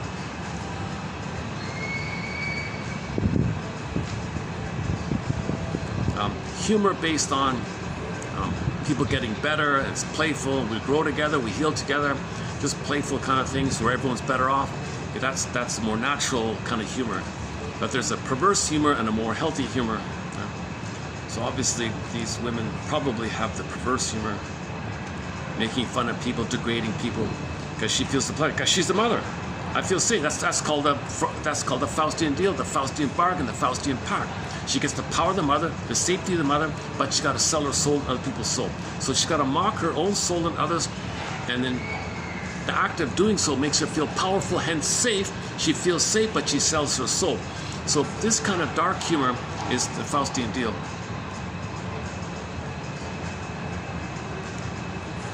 Yeah. She says, aha, I devalue them, take their money, and take away their dignity, take away and shame them, and have contempt for them, because mother had contempt for me, but I'm the one who have contempt for them. Okay, she enjoys triumphantly his loss of affection, enthusiasm, or any kind of innocence, or any kind of hope, or any kind of, anything positive that the man brings. She triumphantly enjoys crushing it. Oh, you thought you're gonna have fun or something, or I'm gonna wreck it. So they might make themselves. But then the man will get angry if she does that kind of, right? She enjoys triumphantly the loss of his excitement.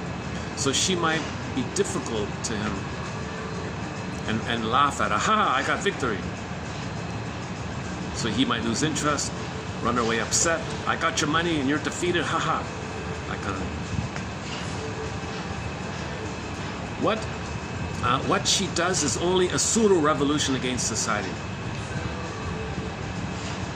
Yeah, so don't think she's kind of rebelling or something. For in reality, she abuses not society, but herself. So she thinks she's getting revenge on society, on on all the men, but really it's a personal issue, right? She poses as being attractive, although she does not enjoy sexuality. So she she presents herself alluring and enticing, okay, to hook the men in. She jiggles the mammaries, or jiggles the bountiful teeth, or does a sexy pose, but doesn't enjoy it, right? She pretends to have relations with all men, but actually she has no one. In short, the call girl, denying her true identity, offers a pseudo-personality for hire. She offers a pseudo-personality for hire. And with the rented pseudo-personality, regresses to...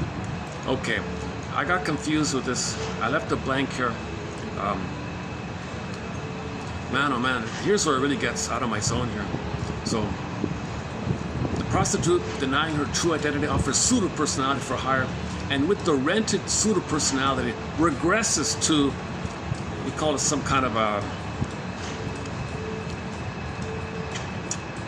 and then now you're entering into all this, a more disturbed area called the perversions or something. I didn't quite get it. Polymorphous, I don't know.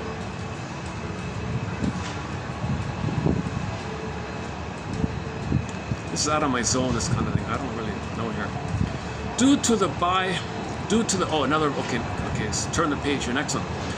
So in some versions, both parents rejected the girl. Due to the biparental rejection, the child, who for years attempted to reach her unresponsive parents and break through their emotional isolation, finally reacts with the determination never again to display real emotion, only pseudo-emotion, and even this only for profit. Prostitutes identify themselves with the rejecting parents in spite of their rejection. And that might be a good summary of it right there, right? That kind of makes sense. If one parent was loving, okay, she won't do that, right? If both parents hated her or him, then no emotion, never again, no emotion. I'll create a facade, give me money. I'll sell the facade, give me money, but no emotion. So there's no emotion. They're stressed. They can't enjoy anything. They hate you. No emotion. They reject you because to say, I don't want you to feel because I can't feel. I want to communicate that I can't feel, so I make you don't feel. You show feeling, I crush it to communicate that I can't feel. So she might be doing what's called projective gratification. She wants to communicate that she can't feel, so she robs you of your feelings by mocking you and shaming you because she was shamed and humiliated. That kind of thing. What a misconnect, eh? Like what a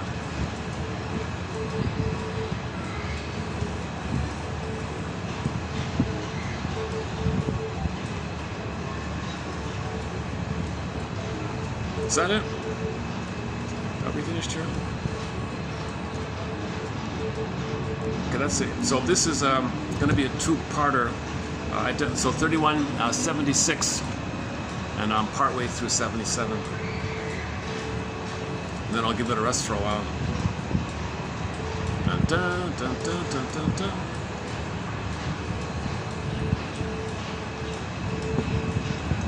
So play the song I've Never Been to Me by Charlene. Sometimes in the mall I hear it on the speakers. I've Never Been to Me. It's about a call girl in the song. She says she was a playgirl. She was a courtesan her whole life. She danced with kings and barons and all that, whatever she said. But she's never been to me. She's been all around the world, did this, did that, been there, did that, but never been to me. Okay, so that, yeah, let's play that song. Okay. It's called I've Never Been to Me by Charlene. Yeah, let's take a musical break. I found another. Oh, hang on. Should we play some more of this?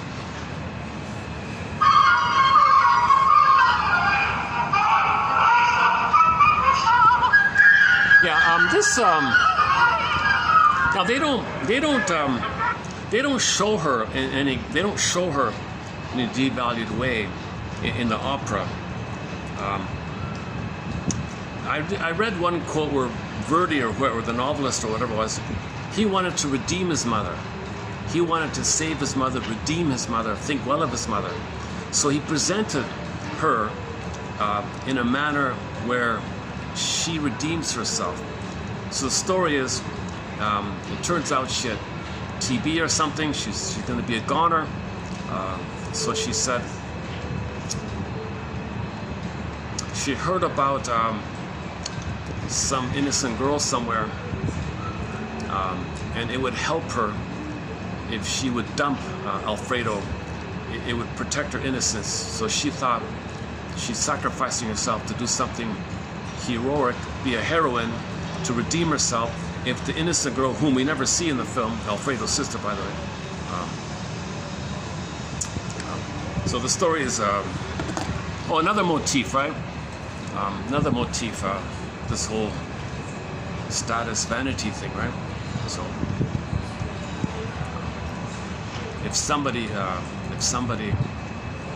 in the family marries a call girl, that's a stain on the whole family image, right? So the father said, my daughter can't marry a wealthy man because you're around. Why don't you leave? And then the daughter can safely marry this guy. Do something for her. Can you do something for her? And she's probably thinking to herself, I'm going to die anyways, let me do something.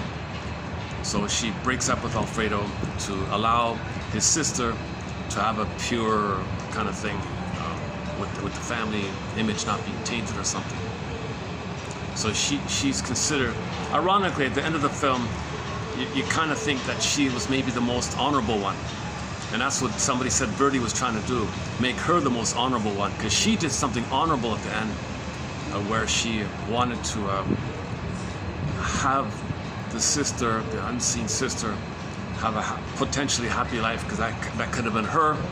And the idea was that she would give the photo of herself and instructed that this woman, whoever, to give this photo of her to this innocent sister, this innocent potential sister-in-law, which never happened.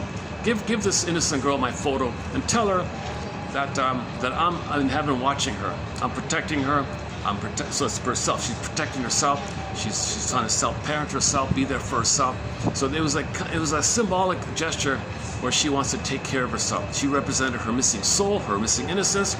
So she wanted to let this girl have a portrait of her and instruct the girl to tell the girl that this woman here is in heaven watching out. She's an angel watching for you. So she's considered to be redeemed herself in some way, did something good for somebody at the end, whereas everybody's just so selfish like that. So at the end of the story, you could make the argument she's the most honorable one. Another point here. They don't mention this. I don't know if this has been mentioned by anybody. One thought came to mind was, this story doesn't make sense. Why would this committed, lifelong, hard-boiled, never feel again, never love again, call girl or something, agree to marry this guy? He was very attentive. He paid attention to her, wanted to protect her. Maybe she thought, oh, okay, well, I'm dying. He's the most nurturing. The one who takes care of me the most. The bear doesn't do that much. He's kind of single, the Baron's married. So maybe she agreed to marry him because she wanted him to nurse her because she's ill. She's going to die of TB or something like that.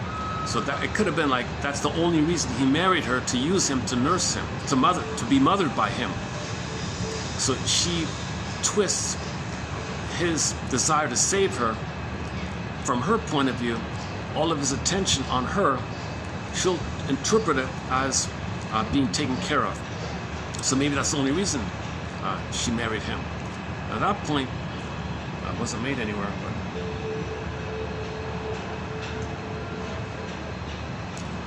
Because money-wise, she's got money.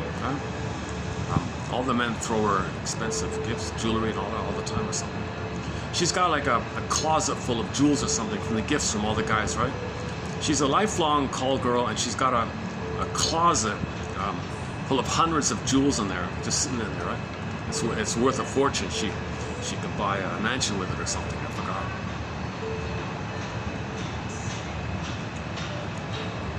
forgot. Apparently, in the Pretty Women film, I just saw the comment briefly. They showed you a clip of La Traviata in the Pretty Women film, sort of making a bit of a link there.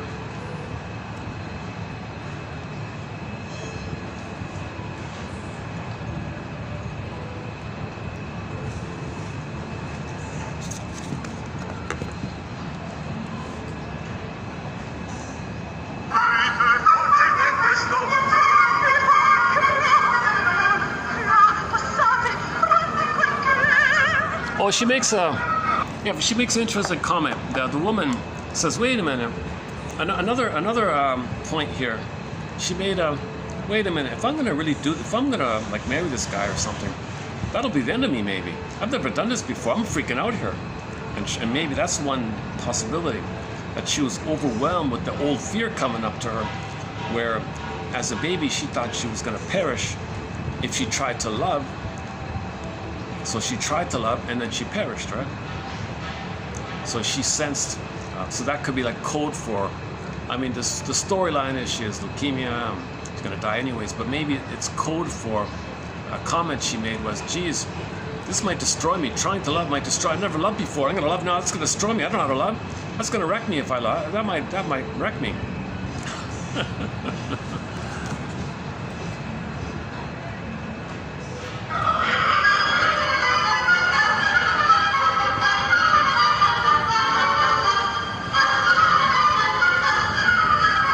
This might be copyrighted, eh? They might not even be hearing any of this. So here's the moment she thinks about loving this guy, and then she gets sick. Like, this is her first sort of reaction to the possibility of love. How pale I am. Oh, it's you, the one I fell in love with here. Are you okay? Well, now that you're here, I guess so.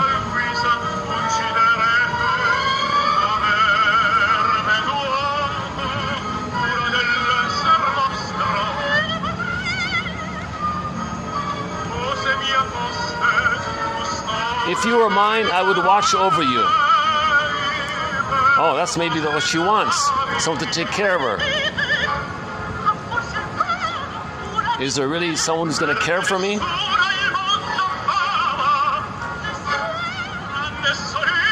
Only I will do it. I'm the only one who will take care of you. I had forgotten about this kind of love. Why do you laugh at me? So that's that moment there. Yeah, that'd be like a knee-jerk. That'd be a knee-jerk emotion. That's one of the quotes we just read. The first moment he says, "No, I'm really going to take care of you. Whatever it is, we'll work it out together." So he had a kind of naive, childlike hope to save his mother, and I mock you. So that might have been like a knee-jerk reaction on her part. And then she said, "Why do you hurt my heart like this? Why do you say this to me? Geez, I'm from my point of view, I'm sincere to take care of you and to fix you and to heal you, and you mock me. That hurts me when you do that." And then she, okay, yeah, sorry. So she came around like, but the first knee-jerk reaction was to mock him for his childlike innocence like that. Then you couldn't laugh at me, yeah.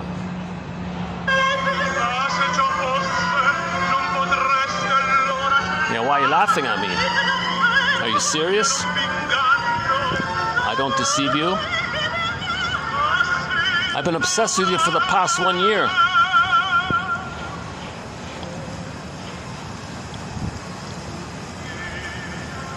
One day you passed before me, a year ago.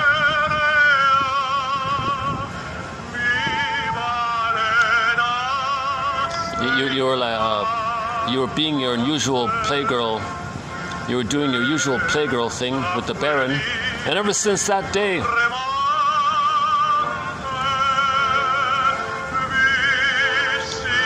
even without knowing it, I was obsessed with you.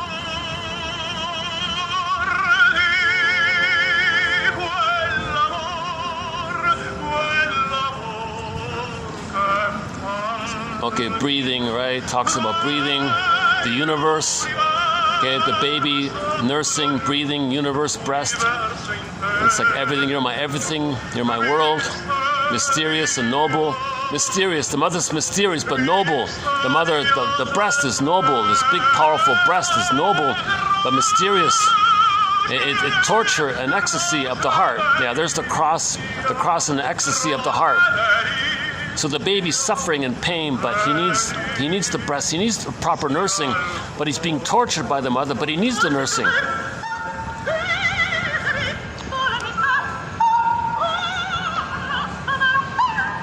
I cannot love you.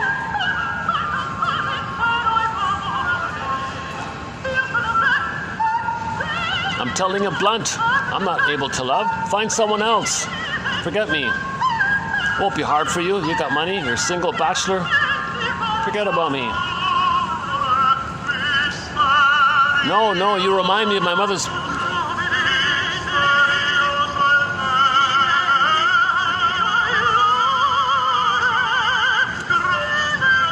Limerence, lovesick, madness. Mother torturing the baby, but the baby totally needs the mother. The feeling they're feeling is what the baby felt when the mother refused the feeding properly, but the baby needs the noble breast, but he's being tortured by the way the mother's doing it.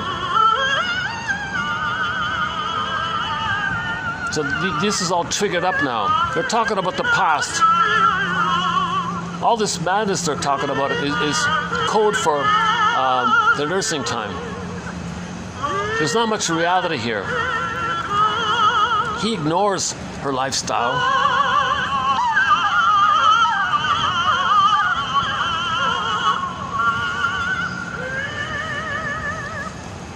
She is what they would call the limerent object, and he's the limerent. The man there, Alfredo's the limerent, and she, Violetta, is the limerent object. It's not really like person to person. Did they do anything together? Did they like did they do anything together? All they do is talk about this obsession, this blissful euphoria, this oneness.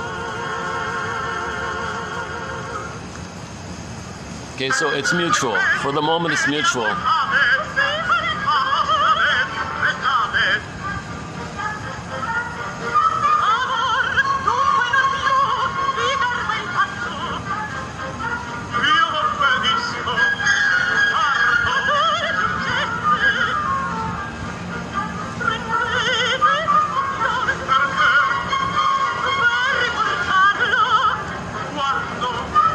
See you tomorrow.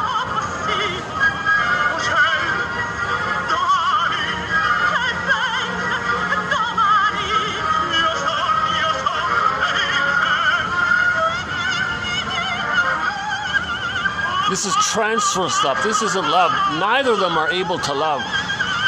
This is infatuation. This is called infatuation. This is not really companion to love. This is the blissful euphoria, the excitement of floating in the air.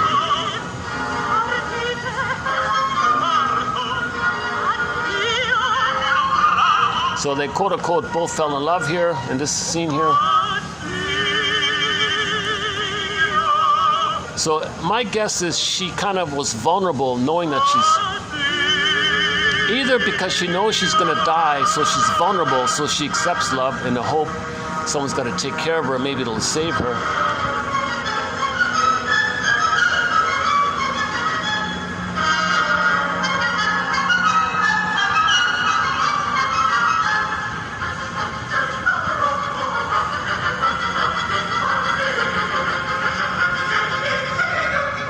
Okay. So it's in 4 acts. That's mainly Act 1, I think. Okay, again, 1967 film starring Miss, what's her name again? Rolo? What's her name again?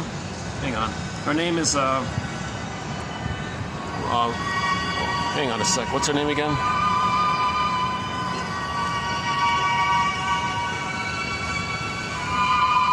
Something Rolo or Molo or something. Hang on.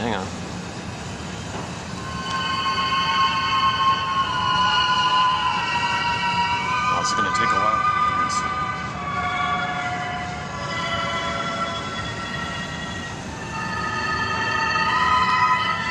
Okay, well you can find the name. Oh, here, Mofo, Anna Mofo. Well, the name is Anna Mofo. Anamorpho. The fallen one, the fallen one, the fallen woman. La Traviata. The wayward woman, the fallen woman. Something like that. Verdi, Giuseppe Verdi. Giuseppe Verdi.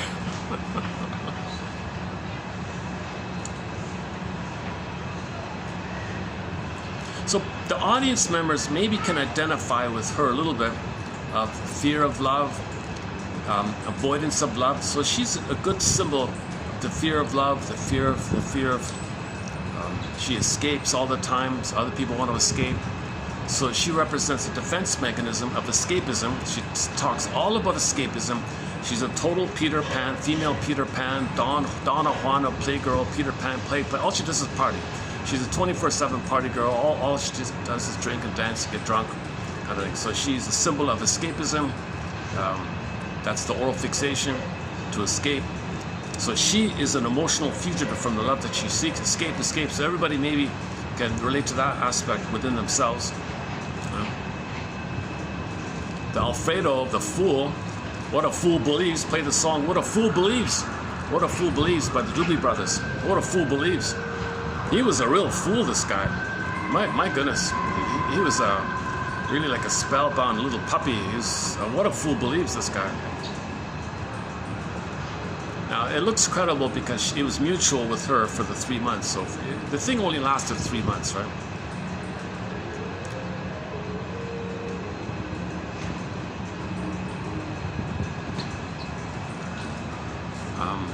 Okay, if you notice, I don't know if this is copyrighted. If you notice some skips in this video, it's because some of the music's copyrighted. But hopefully it got through. I just found another song this morning from what they call Northern Detroit Soul. So here's a guy from the 60s who put out a couple of singles. No album, no record deal or something, just a few loose little singles. He was okay. This guy was okay. Named it Jimmy Delp or something. Hang on. See, here's a song from the 60s that I just discovered this morning. Jimmy Delp's Where There Is Love. Let's take a musical break here. So let's time travel to the 60s. This guy, I saw it this morning. This guy didn't make it in the music industry, so he worked mainly as a cleaner. This guy was a sanitation worker, or I don't know, a garbage truck driver or something like that. This guy spent his whole life, most of his life, doing these kind of jobs. Hard-working guy. He would wake up early in the morning. He would bike a lot. He was very physically healthy. Today he's still alive. He's in his 80s, and he says, I saw the interview with his friend.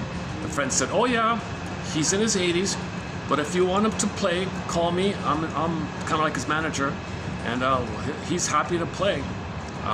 But he only has a couple of singles out." And some lady was curious about him. Interesting story. He's only got a handful of singles. Here's one of them I thought wasn't bad. Here's my favorite one of his. Where There Is Love. So let's take a little musical break here.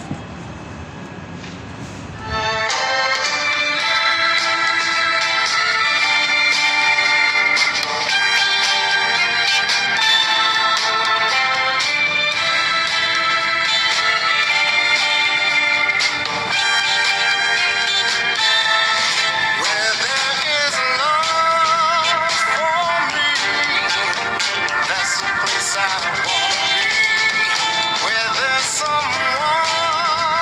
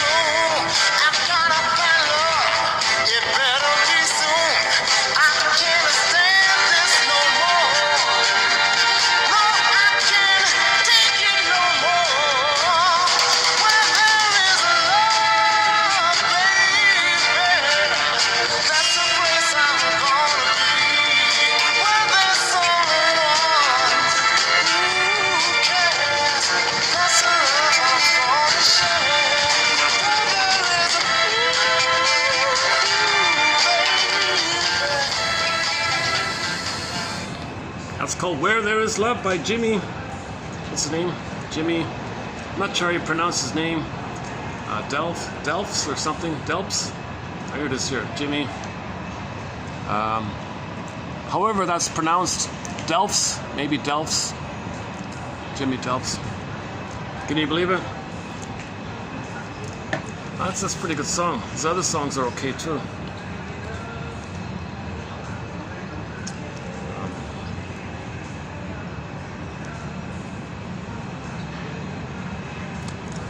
The only thing we know about him is one of his bandmates missed him his whole life. Tried to find him. He spent decades. Where is he? Can't find him. He knocked on doors or something. Finally, he got a lead and found him and said, "Oh my God, old buddy, I played in your band. Remember me? I remember you. Why don't we put on a concert somewhere? Come on." The guy's at 78 or something. "Yeah, sure. If someone wants me to play, I'll play." So he did one little mini concert somewhere, and a lady was there. "This guy's good. This guy's great." And she interviewed him on YouTube, so you can find that on YouTube there.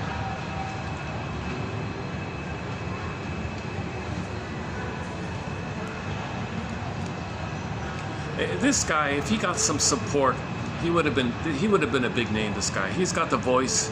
He's got. He clearly has the voice and all that. The manager said, "Well, things were changing. The soul music was giving way to disco or something." That's just an excuse. I don't know. But that's a good song, eh? That one there.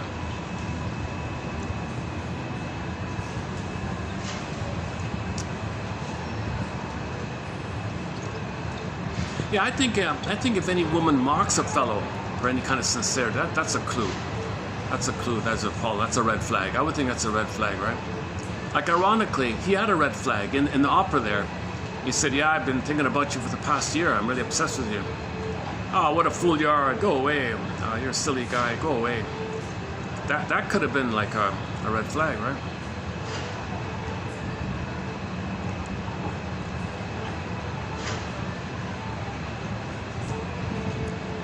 Yeah, so later in the opera,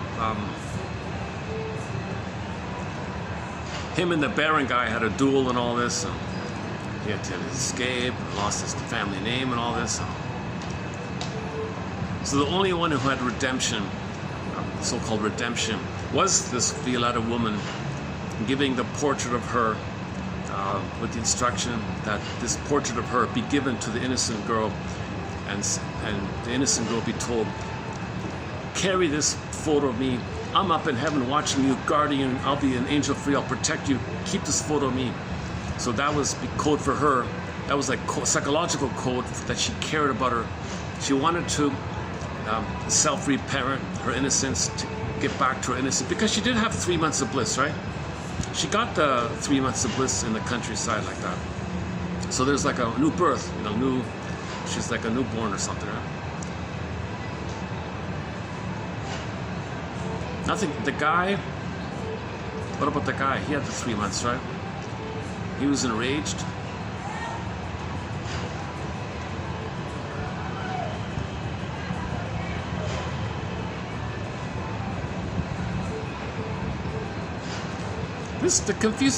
One confusing thing about that opera was the Alfredo's father told her to go away. Why she was so easily, "Okay, Daddy." She called him Daddy. The potential father-in-law, she treated him like a father. "Oh, whatever you want, father." That really was jarring and didn't fit.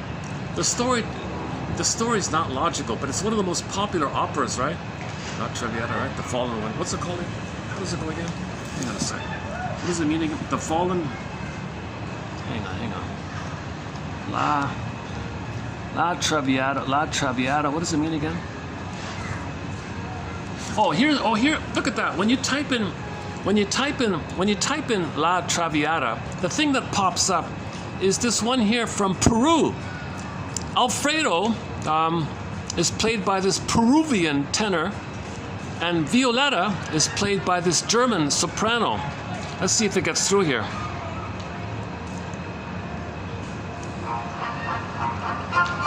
This is the drinking song, right?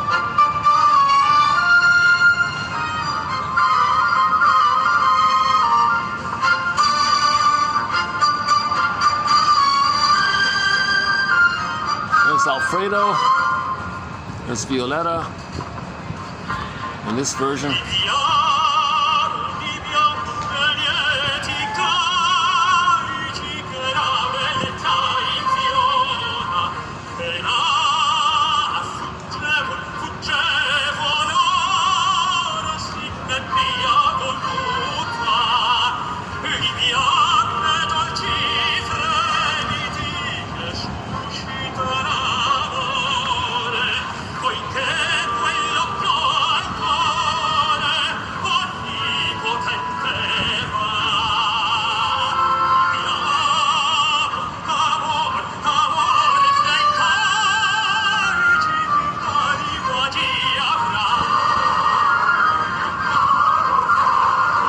He's a rock star in Peru, that singer.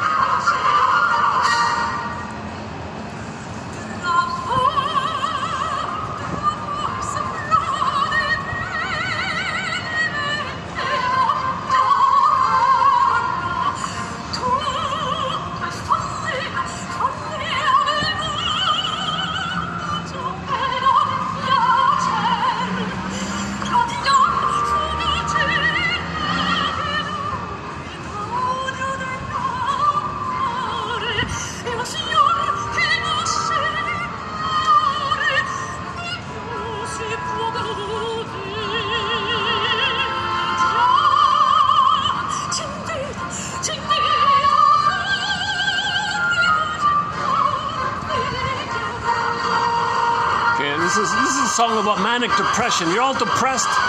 Don't be manic, just drink.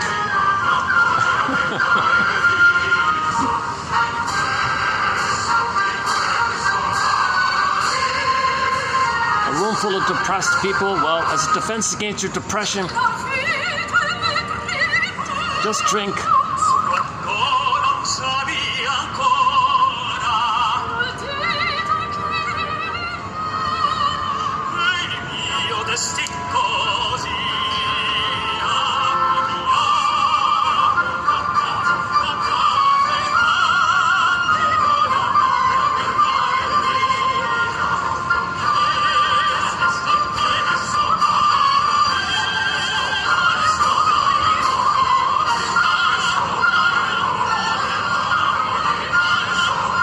Oedipus goes to the opera.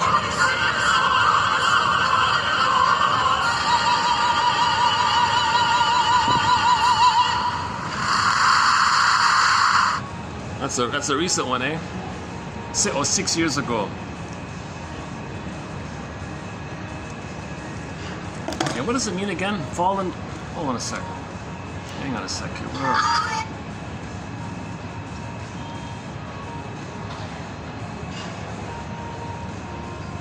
What does La Traviata mean in English?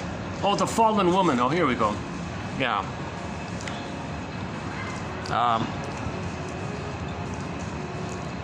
La Traviata means the fallen woman or the one who goes astray, and refers to the main character Violetta, the courtesan. The opera features some of the most challenging and revered music in the entire soprano repertoire. The aria Supreme Libera at the end of the Act 1 is especially well known. That's the one we just heard, right? The drinking song.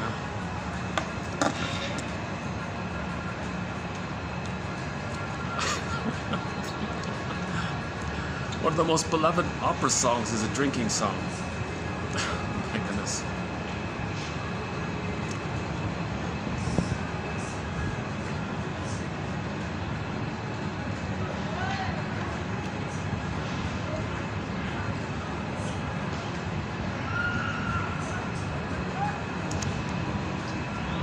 It's a defense against growth and development. If you're not in a companion relationship, like person to person, you grow together, you share together, you make I statements together, creativity together, and you develop together in a companion to companion thing. See, if that's crashed and failed, you don't have the identity to do so, then you're spinning around, skipping in the promiscuity area, right? either Alfredo style or looking for trying to save the mother, or Violetta style revenge against the mother. So she takes revenge on the mother. He has rescue fantasy to save the mother, and you got this madness like this, right? And then you got the other version is the split. So if Alfredo were married, he'd be the same as the Baron. He'd have the split, right? Or if the Baron were single, he'd be like Alfredo. They're very similar, those two guys. So they're the lack of self-awareness that they're both similar and they're fighting with each other reflects how they're not aware of themselves. They reject themselves, right? You are what you hate. So he hates him and they both hate each other and they're fighting. Well, you are what you hate. The famous proverb, right? In terms of projection. You are what you reject, you are what you hate. It's called shadow. You don't want to admit it. So, yeah, once again, shadow or consciousness, right? So like the first quote we read today, this topic of the limerence has been around for thousands of years, including this one here, 7 years ago.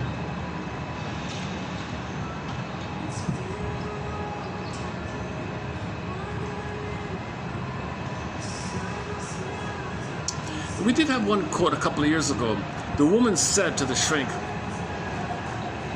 I'm only attracted. A burglar had a quote about the gold digger woman or something. Was it about the gold digger woman? I forgot. Anyways, one woman said to the shrink that she only feels interested in a man if he's married.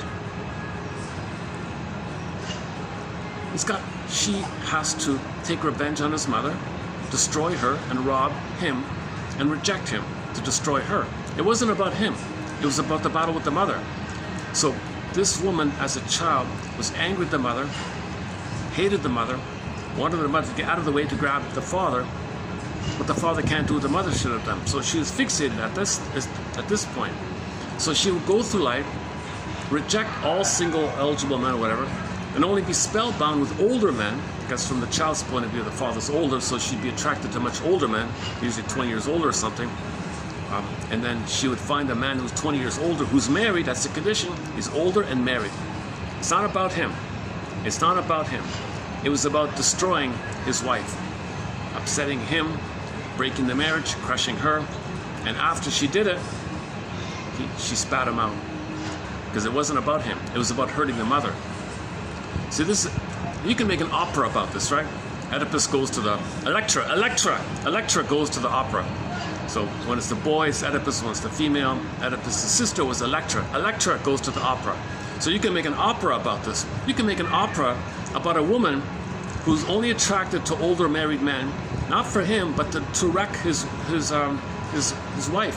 And she wants to hear the news that this woman's all distressed and distraught because she's fighting back with the mother, transfers her mother onto the man's wife, like that, and they're 20 years older. That reflects kind of like the age gap from the baby and the mother. She grows up. Well, you approximate a correspondence. It's got to be older to trigger the feeling that the parents are older to the child. So when she grows up, finds someone who's older. So she's like 20 something. So she'd find 40 years old. Oh, you're 40 something? And you're married? You got a wife? I gotta have you. So she allures them, wrecks the marriage. The moment the marriage is destroyed, and the man says, I'm leaving her for you. Oh, everything's destroyed? Oh, she's all upset. She's calling a lawyer, packing up everything, grabbing the kids. Oh, she's all upset, really? Yeah, so now I can be with you. Oh, you gotta be kidding. Get out of here. I don't want you. I just want to destroy her. Can you believe it? So this reflects the infantile battle that's going on. And in one case, the woman was doing this again and again and again.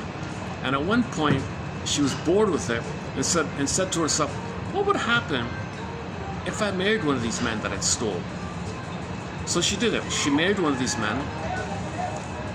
And then because unconsciously it was the father, incest taboo, get away. So she rejected him as well. So she wanted a divorce with him. So she was better off rejecting him before that. But one time she married him, and because unconscious the father, she stole from the mother, get away. But what the woman wanted was mother's love. But the father, or substitute father, cannot do what the mother should have done. You see? So that's an operatic kind of thing. I think that could be an opera like that. So in the quote we read today, all men are the father, and she hates all men because she hates the father for not providing it. So another variation of it is this one, this quote here, two versions, right? The one just mentioned by and the earlier one, where she, as a child, the daughter was crushed by the mother. The child's hope was for the father, but the father can't do what the mother should have. So he angered the father. Now she spends her life, transfers the father onto all men, and expresses her anger at all men at the father. Transfers the father to men, all men are the father. Angered the father for failing her. So she attacks all men because in revenge of the father failing her. It's a confusion on the daughter's part because the father can't do what the mother should have done. But she's become the mother. She's got to have some identity. She can't attack the woman. She's got to attack the transfers of the woman onto the father, and she plays the mother. But her anger at the mother is displaced onto the father like that. So this woman is not attacking societies per se. She's attacking her father, like the quote said earlier, right? Yeah, the one there, the pseudo rebellion. It's not against society. It's against all men for failing to be a good mother. But no father can be the good mother. It's ridiculous. But the child has a hope for mother. He transfers the hope for the mother onto the father. So women who ridicule and mock and demean and want to destroy men like that. You know what's funny? Lucy Holmes said that. Lucy Holmes, I saw her on YouTube. There's a lecture of Lucy Holmes. She said that most women want to destroy at least one man in their life. Most women have the agenda to really destroy one man in their life. You see? Same idea, right? And that man wants to save her. She only wants to destroy him. What a mishmash, right? So this all comes back to the phenomena where mothers are failing their children. Well, wait a minute, there is no mother. You got a pseudo mother. Once again, in fairy tales, just like in the opera, there's no mother around. In fairy tale, there's no mother. The mother was a memory of when she was good in the uterus, but when the baby's born, the same woman, poof, from the baby's perception is the wicked queen. Same woman, but from the baby's perception is split. Good and bad like that. So in conclusion, mothers do what they can to forgive their mothers for failing them. Make sure the baby has paradise in uterus. No smoking, no drinking, no pills, no medication, nothing. The strongest thing she's allowed to take is chocolate, they said. And after birth, the strongest thing, during the nursing time, the strongest thing she's allowed to take is one coffee only after the feeding round. That's the limit. So paradise in uterus, everything in advance possible to minimize the chance of birth trauma. So natural delivery, Le Boyer, Klaus and Keno, all that material about the natural birth, lotus birth, leave the cord, leave the placenta, that whole topic. And maybe this issue with the positions the mothers are in to deliver the baby is important. So some woman on YouTube said women should go back to the old traditional way of squatting and crouching to allow gravity to allow the maximal space of the... Okay, disclaimer times 1,000. I'm not a doctor. But there's a woman there who says, who studied all this and said that certain positions are harmful to the baby. In particular, the back one, the legs up, because the gravity pushes down. And the mother can't tilt back the tailbone, the kid might be hitting. The blood pressure. See, think about it. The mother's on the back, right? Legs up. The pressure, the gravity's pushing down. Baby's being kind of like pushed down on the gravity. And the contractions are pushing, but he's being pushed down. In the pushing down, in the contractions, baby might not get enough oxygen and blood flow and support like that. And the tailbone thing, I don't know. But he might be having a struggle Okay, and one theory is, in myths and fairy tales, these epic battles of the gods fighting, okay, that's the babies fighting in the canal, like this. If he stays in whirlpool, he'll perish, hitting against, trying to come out, he's hitting the wall like that, and all this battle. So epic battles in mythology are code for this epic battle the baby's going, life and death struggle, baby's going like this. So mother's got to minimize this life and death struggle for the baby. Shouldn't feel like he's going to perish when he's trying to be born. So mothers can minimize this prenatal distress syndrome, birth trauma, by Leboyer and House and Kennel and all these things. But whatever takes place, leave the cord, leave the placenta, hand the baby, okay, to the bosom, skin to skin, leave the smells, leave the hormones, skin to skin is key, natural feeding is key, 11 days, mother stays in bed 4 to 5 months, baby sleeps on the belly 4 to 5 months, and provide an outer cocoon, a social, interpersonal, womb-like condition for the baby. Baby needs paradise and bliss. Now, if the baby doesn't get paradise and bliss, he'll become like Alfredo, you know, or Violetta, you know, and all the rest of it. Play the song Constant Yearning, Constant Craving. I tried to play it before it got copyrighted. Any song about madness, love leads to madness, love sickness, all these kind of madness issues about falling in love, it's code for this time. All the oral fixations are code for this time, in particular alcohol, smoking, and so on, promiscuity. I guess they're the big three. Oh, and the attitudes. Grand either-or attitudes. Idealization and devaluation, right? Like in the opera, he idolized her. Oh my God, all these ridiculous, exaggerated idealization of her, and then due to him not knowing why she dumped him, then she devalued her, insulted her in public, and had a huge devaluing attitude towards her. Everyone mocked him for it. You can't talk, even you're angry, you shouldn't talk like that to a girl. Yeah, but what you did to me, I'm angry. Later he apologized and all, but still. So Alfredo had an either-or with her. Either she was a heavenly goddess, or she was the opposite like that. Yeah, there's a theory about him. Yeah, I don't buy this theory about him throwing the thing like that. It's just anger, that's all it is, just angry. He felt humiliated and rejected. Alfredo felt the rejection of his mother. She rejected him, triggered the mother rejection.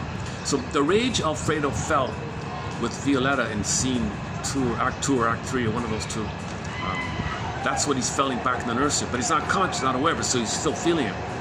He's acting out. He's acting out the rage he felt with the mother, with her in the present, in public even. And the father disowned him at that time, because the father had a huge vanity complex, a real image. That father was really not a very nice character. Manipulative, lying, tricky, that father, right, in the film.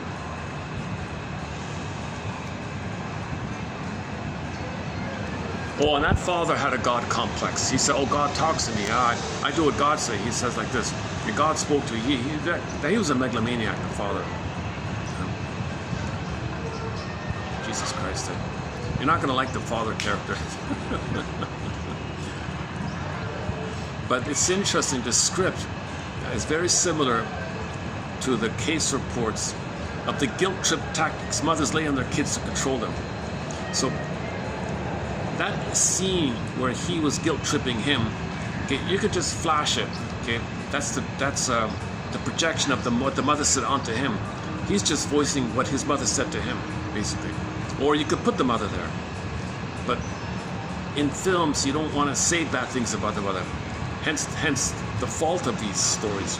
You're not exposing it directly. You're saying things veiled, and that's why maybe it's better to just say it directly. Put the mother in there. At least in sitcoms you see these aggressive mothers using all these guilt trip shaming tactics, verbally abusive tactics. At least you see it directly in modern sitcoms. It's not veiled to the father, right?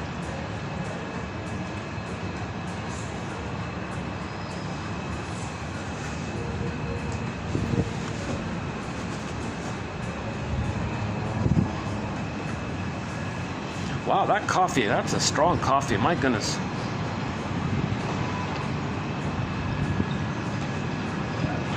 That's the strongest coffee. Well, that one I had there.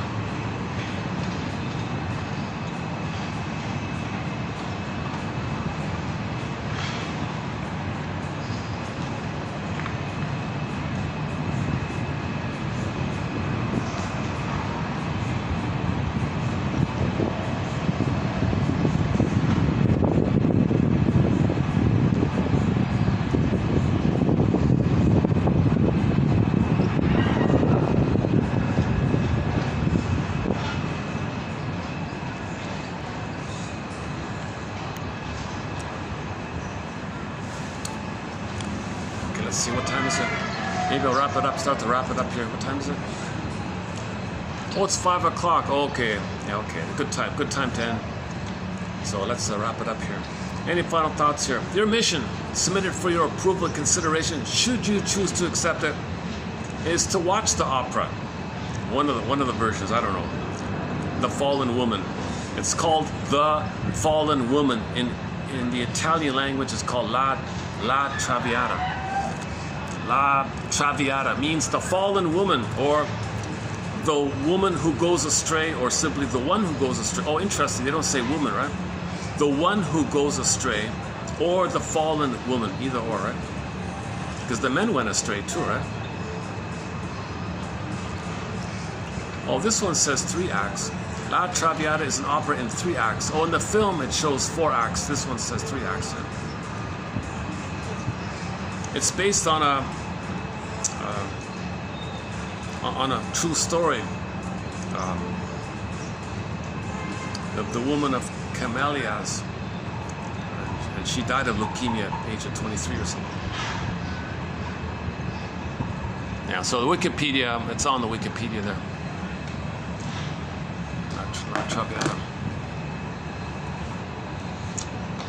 And treat it like a dream. Consider the quotes. So read the quotes here. 3160. 3160. What was it again? Yeah, so go to 3176. Go to 3176 and a couple in 77.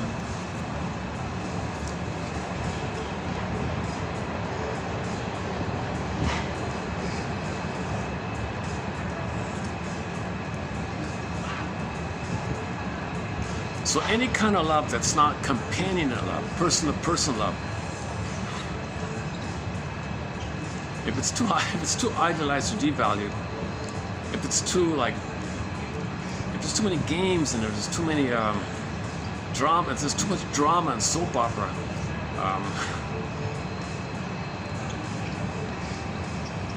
people aren't communicating properly, right?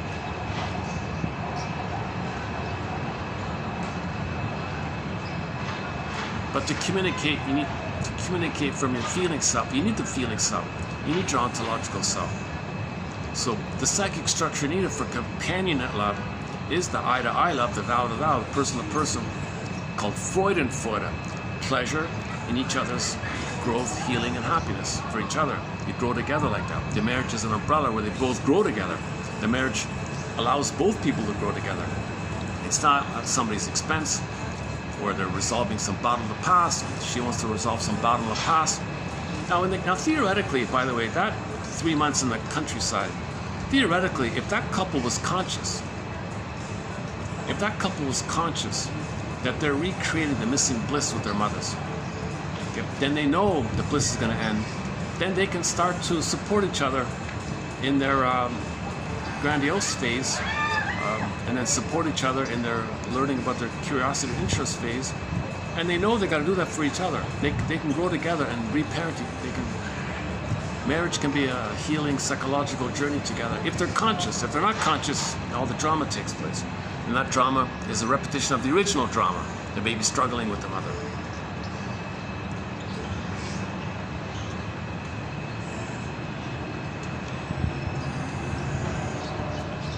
Violetta, is that related to the viola, the violin, the viola? The name Violetta, oh Violet, Violetta. I'm trying to remember her name. Violetta. violin, viola, violet, Violetta. Violetta. I've never heard that name before. Violetta. Is that her name? Okay, whatever. Alfredo. Yeah, we get Alfredo. Alfredo. It's a food. It's a sauce. it's a food dish, right?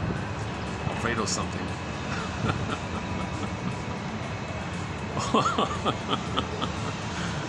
Well, that's interesting. His name is Alfredo. What's the? Let me check it out here. What is it? What's the food? What am I thinking of here? Alfredo what? Alfredo. Oh. Alfredo. Oh, fettuccine Alfredo. Pasta dish. Oh, the guy's name. Fettuccine Alfredo. Fettuccine Alfredo is a pasta dish consisting of fettuccine, that's the noodles, right? Tossed with butter and Parmesan cheese, which melt and emulsify to form a rich cheese sauce coating the pasta. Okay, so butter, I see. So butter and cheese melted together to coat the noodles. Pasta dish originating in Rome. Oh, in Rome. Oh, I see. The film was from Rome, right? In the early 20th century. The recipe is now popular all over the place. Origin, Italy. Oh, what is Alfredo sauce made of? Butter and oil. Start with unsalted butter and olive oil. Okay, that's the next part. Cream. Okay, it goes on. All right. Is Alfredo the same as carbonara? Traditional carbonara is made with no cream or garlic. Okay.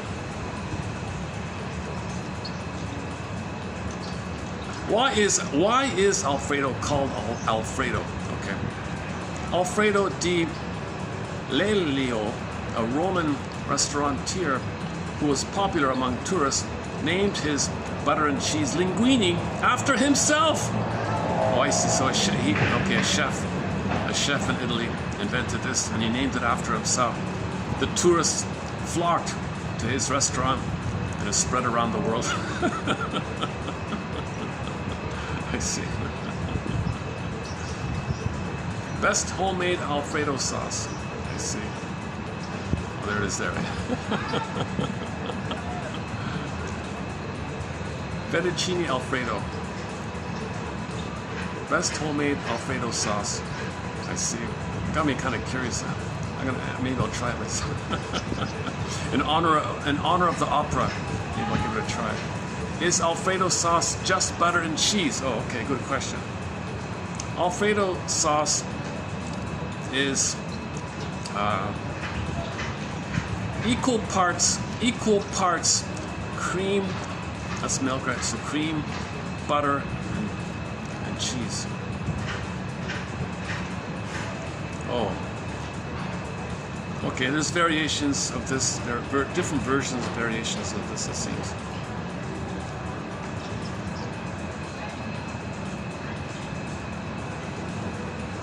Yeah, looks tasty, right? So he was named Alfredo, right? That's a food, right? Milk, cheese.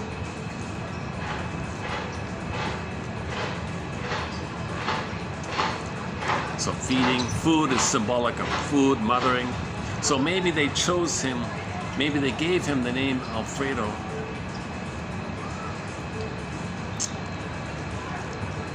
Oh, well, if the dish was known before the story, it's possible they named him Alfredo. Well, that's just a common name in Italy, right?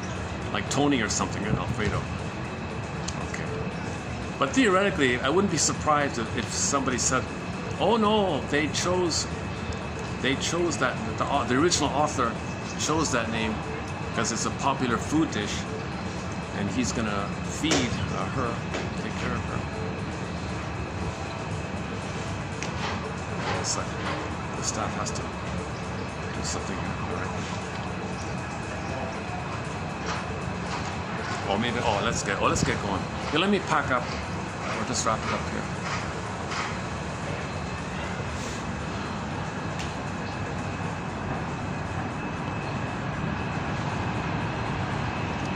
Today's a Thursday, right?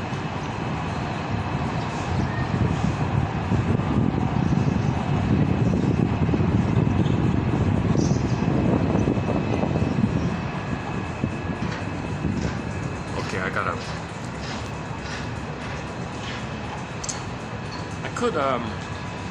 we could just go for a walk down there, right? We'll wrap it up here. Okay, let's just wrap it up here. All right. Okay, and second thought, give me a minute to pack up everything here, and I'll just see if any other follow-up comments can come up. Oh, the coffee. Oh, I've still got it. Oh my God.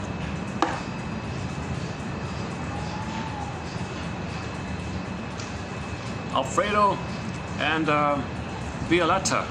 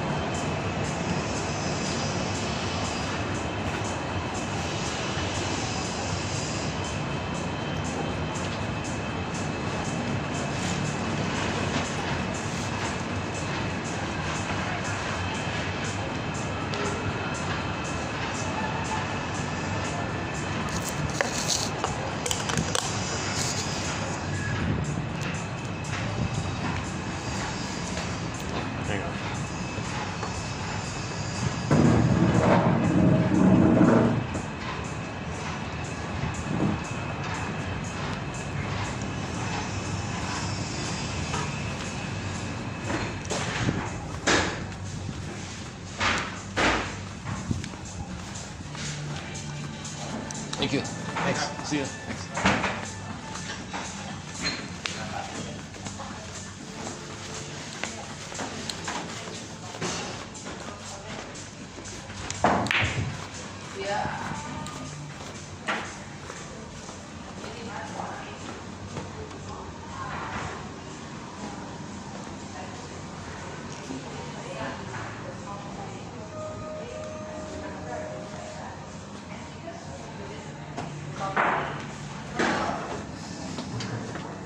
Going down.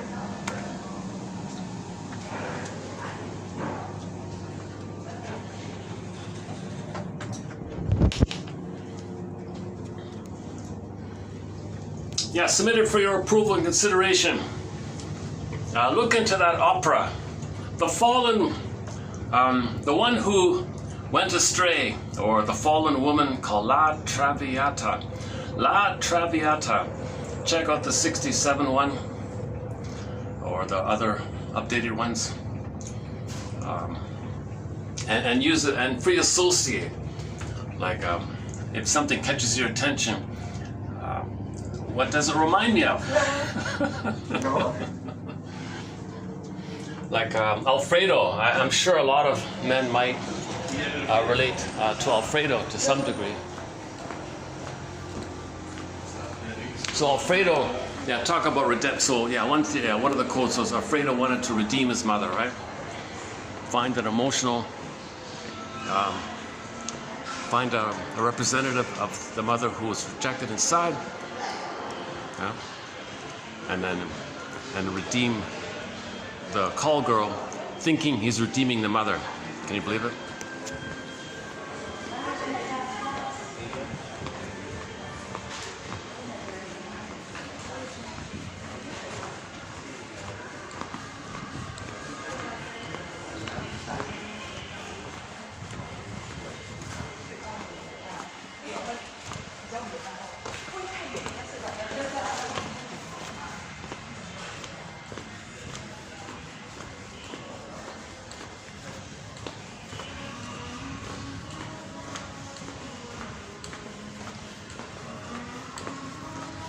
No groups, no tour groups today. Good. Good.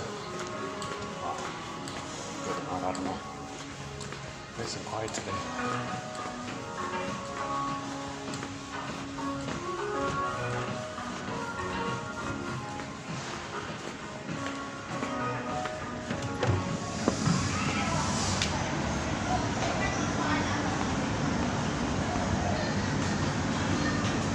I wonder if I can close it up here. Can I go here?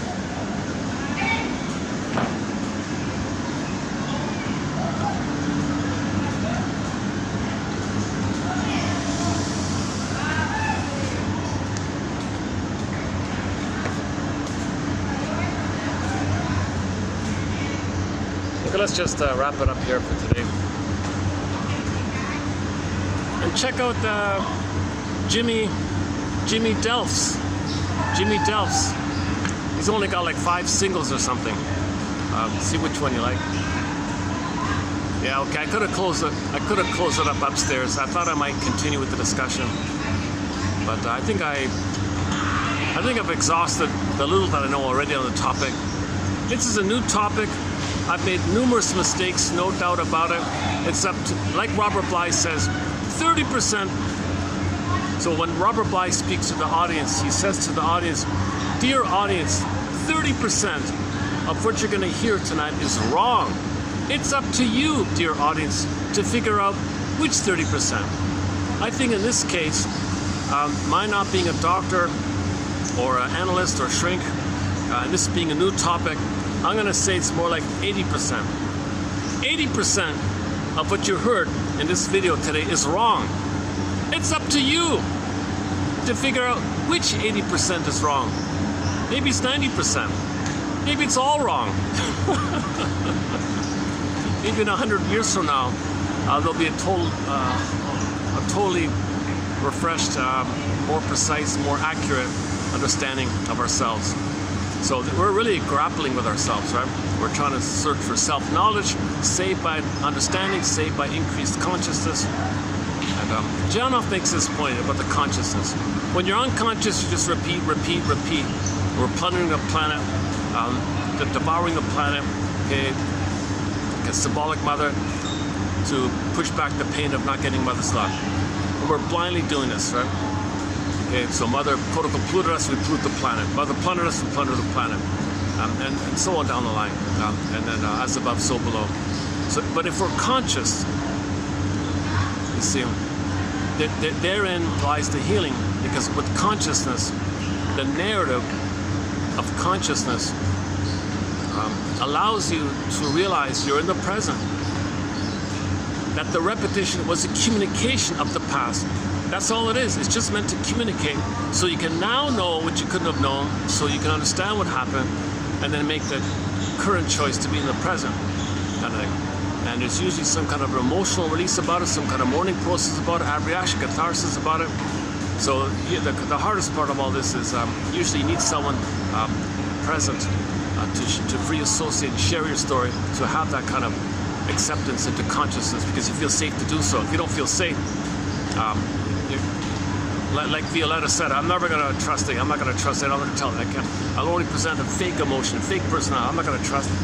When you feel safe with the caring witness you trust, then you can heal, right?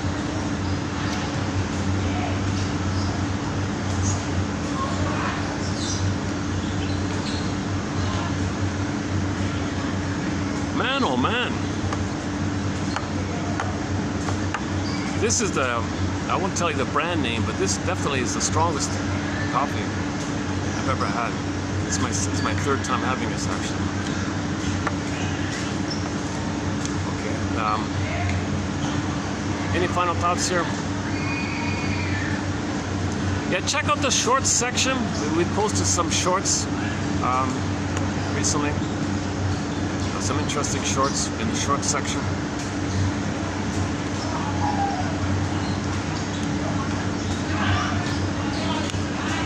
So oral fixation is the most recently added thread to our collection, oral fixation. And promiscuity is one part of it. So there's alcohol. The quotes from Mr. Forrest recently about alcohol, and then and now today's on promiscuity. And the inability to bring heart to the table. So you're repeating, and you're angry, and you're rebelling, and you're showing up, and you're angry. So in the case of the woman, she's angry at the father, so she hates all men, and robs them and hates them. So there's a whole profession. She can get paid for that, because on the men's side, they have the hope to redeem her. I don't care about your efforts. Haha, I just want to mock you. I want to save you. I want to mock you. I want to save you. So you got this whole kind of cat and mouse kind of thing where no one can trust, and the man is foolish, and she only has hate, and or she takes advantage of it. So maybe one thing, I haven't seen anybody say that, but as I mentioned before, maybe she only accepted him because she knew she was gonna be a goner soon with her disease and all that. So she thought, well, let me accept someone's attentiveness to take care of me while I'm going through this. So maybe she still kind of had that mentality. Otherwise, she wouldn't have been drawn to him. Right? Maybe it's just a timing thing. He just happened to appear at the time where she only had a few months left to live or something, right?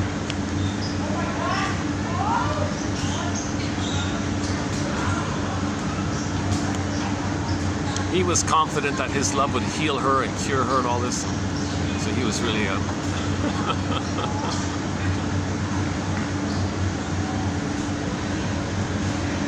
Yeah, they didn't talk too much about her disease, but apparently she had leukemia or something. It could be code for, the physical disease could be a code for the emotional illness, you know.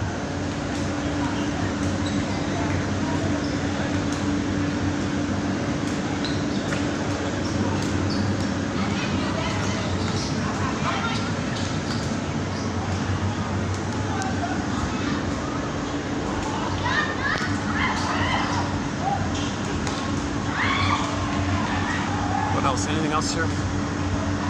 Any final thoughts here? Jeepers, eh? Yeah, once again, disclaimer. 80% of what you heard in this lecture, it's really edgy. I'm stretching. It's out of my zone. This will be updated. This definitely will be updated. I have a lot of question marks myself.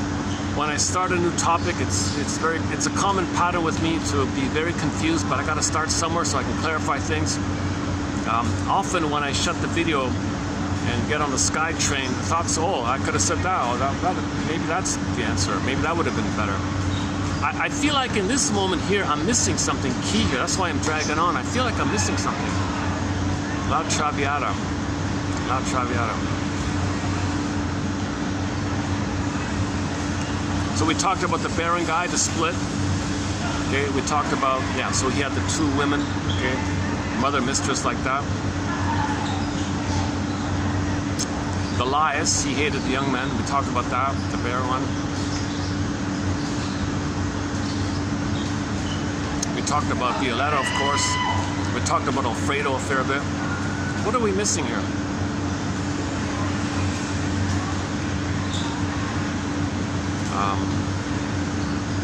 Okay, part B of your mission is to find out what more can be said here.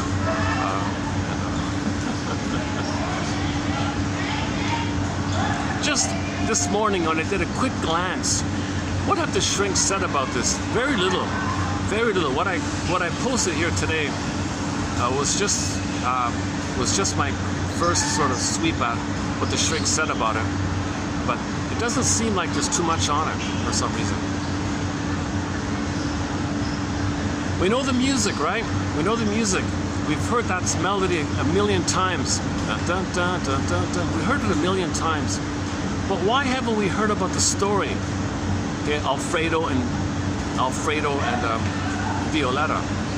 I've never heard those things before, to tell you the truth. La Traviata I've heard a million times, but I didn't know it meant the fallen woman or the one who has gone astray.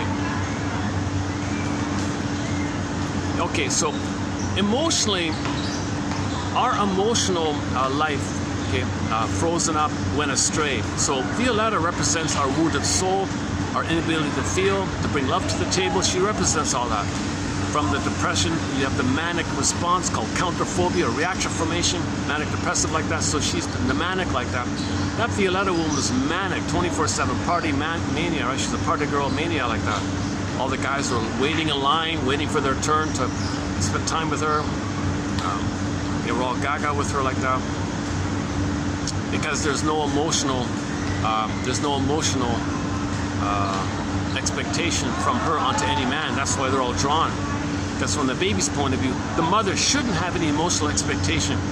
The breast mother should not expect anything from the baby.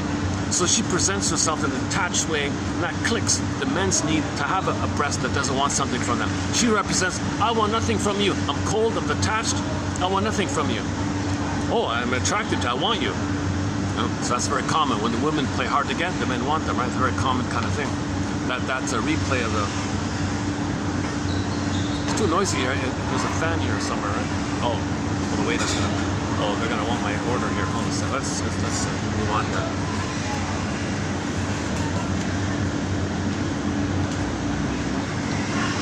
Okay, let me dodge the waiter here. Got enough caffeine.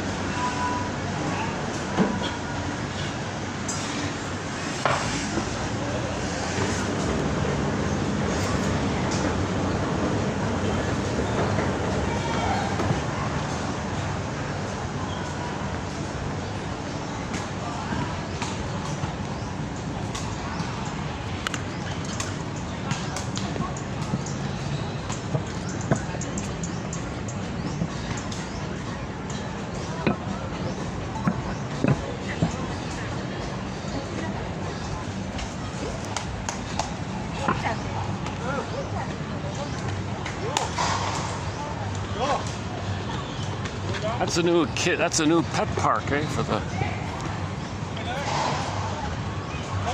I just opened that, eh?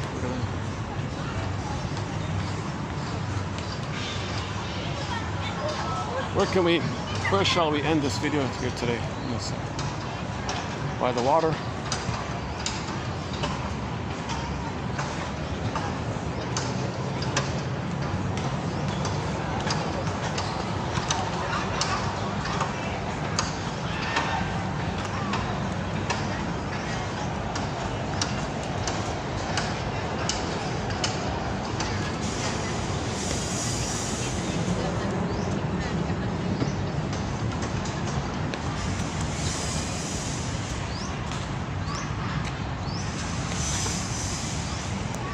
Okay, let's just end it here for today. Rain or shine, for the love of narrative medicine, may the psychoanalytic force be with you. Thanks very much, and we'll see you. Oh, hang on. I didn't do the quotes for this video. What I did was all preview. Oh, for Pete's sakes. Okay, so today we're doing 18, right? 3118. So 3118 is below. I discussed it in a previous video, so I won't redo it here now.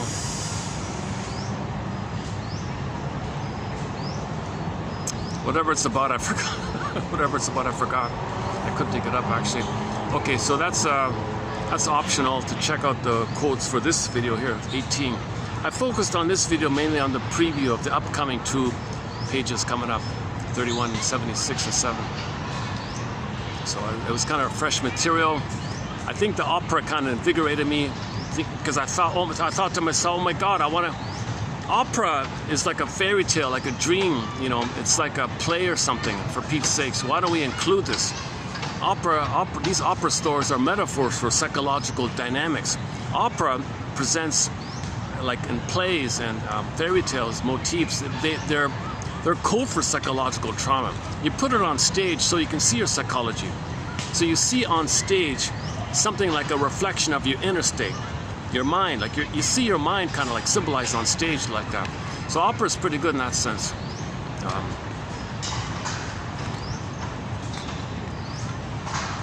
The people who provide commentary on opera, they're missing it. They talk about, oh yeah, you know, when she sang that note, you know, she missed an octave, but in the other opera, they nitpick about the details of the costume. Oh, she wore a dress this way, but she could have worn the dress that way. Like they nitpick things as defense against the psychological message. So if you don't want, so that's a problem in that area. So I hope the shrinks can be more open in their interpretations of opera stories. From what I can tell, there's not too much on it. It could be that this video is the most in-depth, comprehensive presentation of the psychoanalytic kind of concepts around it. It's mishmashed. Today was a mishmash video. It was a real mishmash. It was a real fettuccine alfredo. It was all over the place. This video was fettuccine. This was a fettuccine alfredo video. This was definitely a fettuccine video today. I was weaving all over the place. This idea, and I clipped to there and flipped all around. It was a real all over the place here. Hopefully in the future we'll have more of a you know, a peach-like video, a more consistent, attractive, delicious presentation instead of the scrambled fettuccine. So got to start somewhere. Okay, for the love of fettuccine alfredo, for the love of pasta, thanks very much. I'll see you in the next video.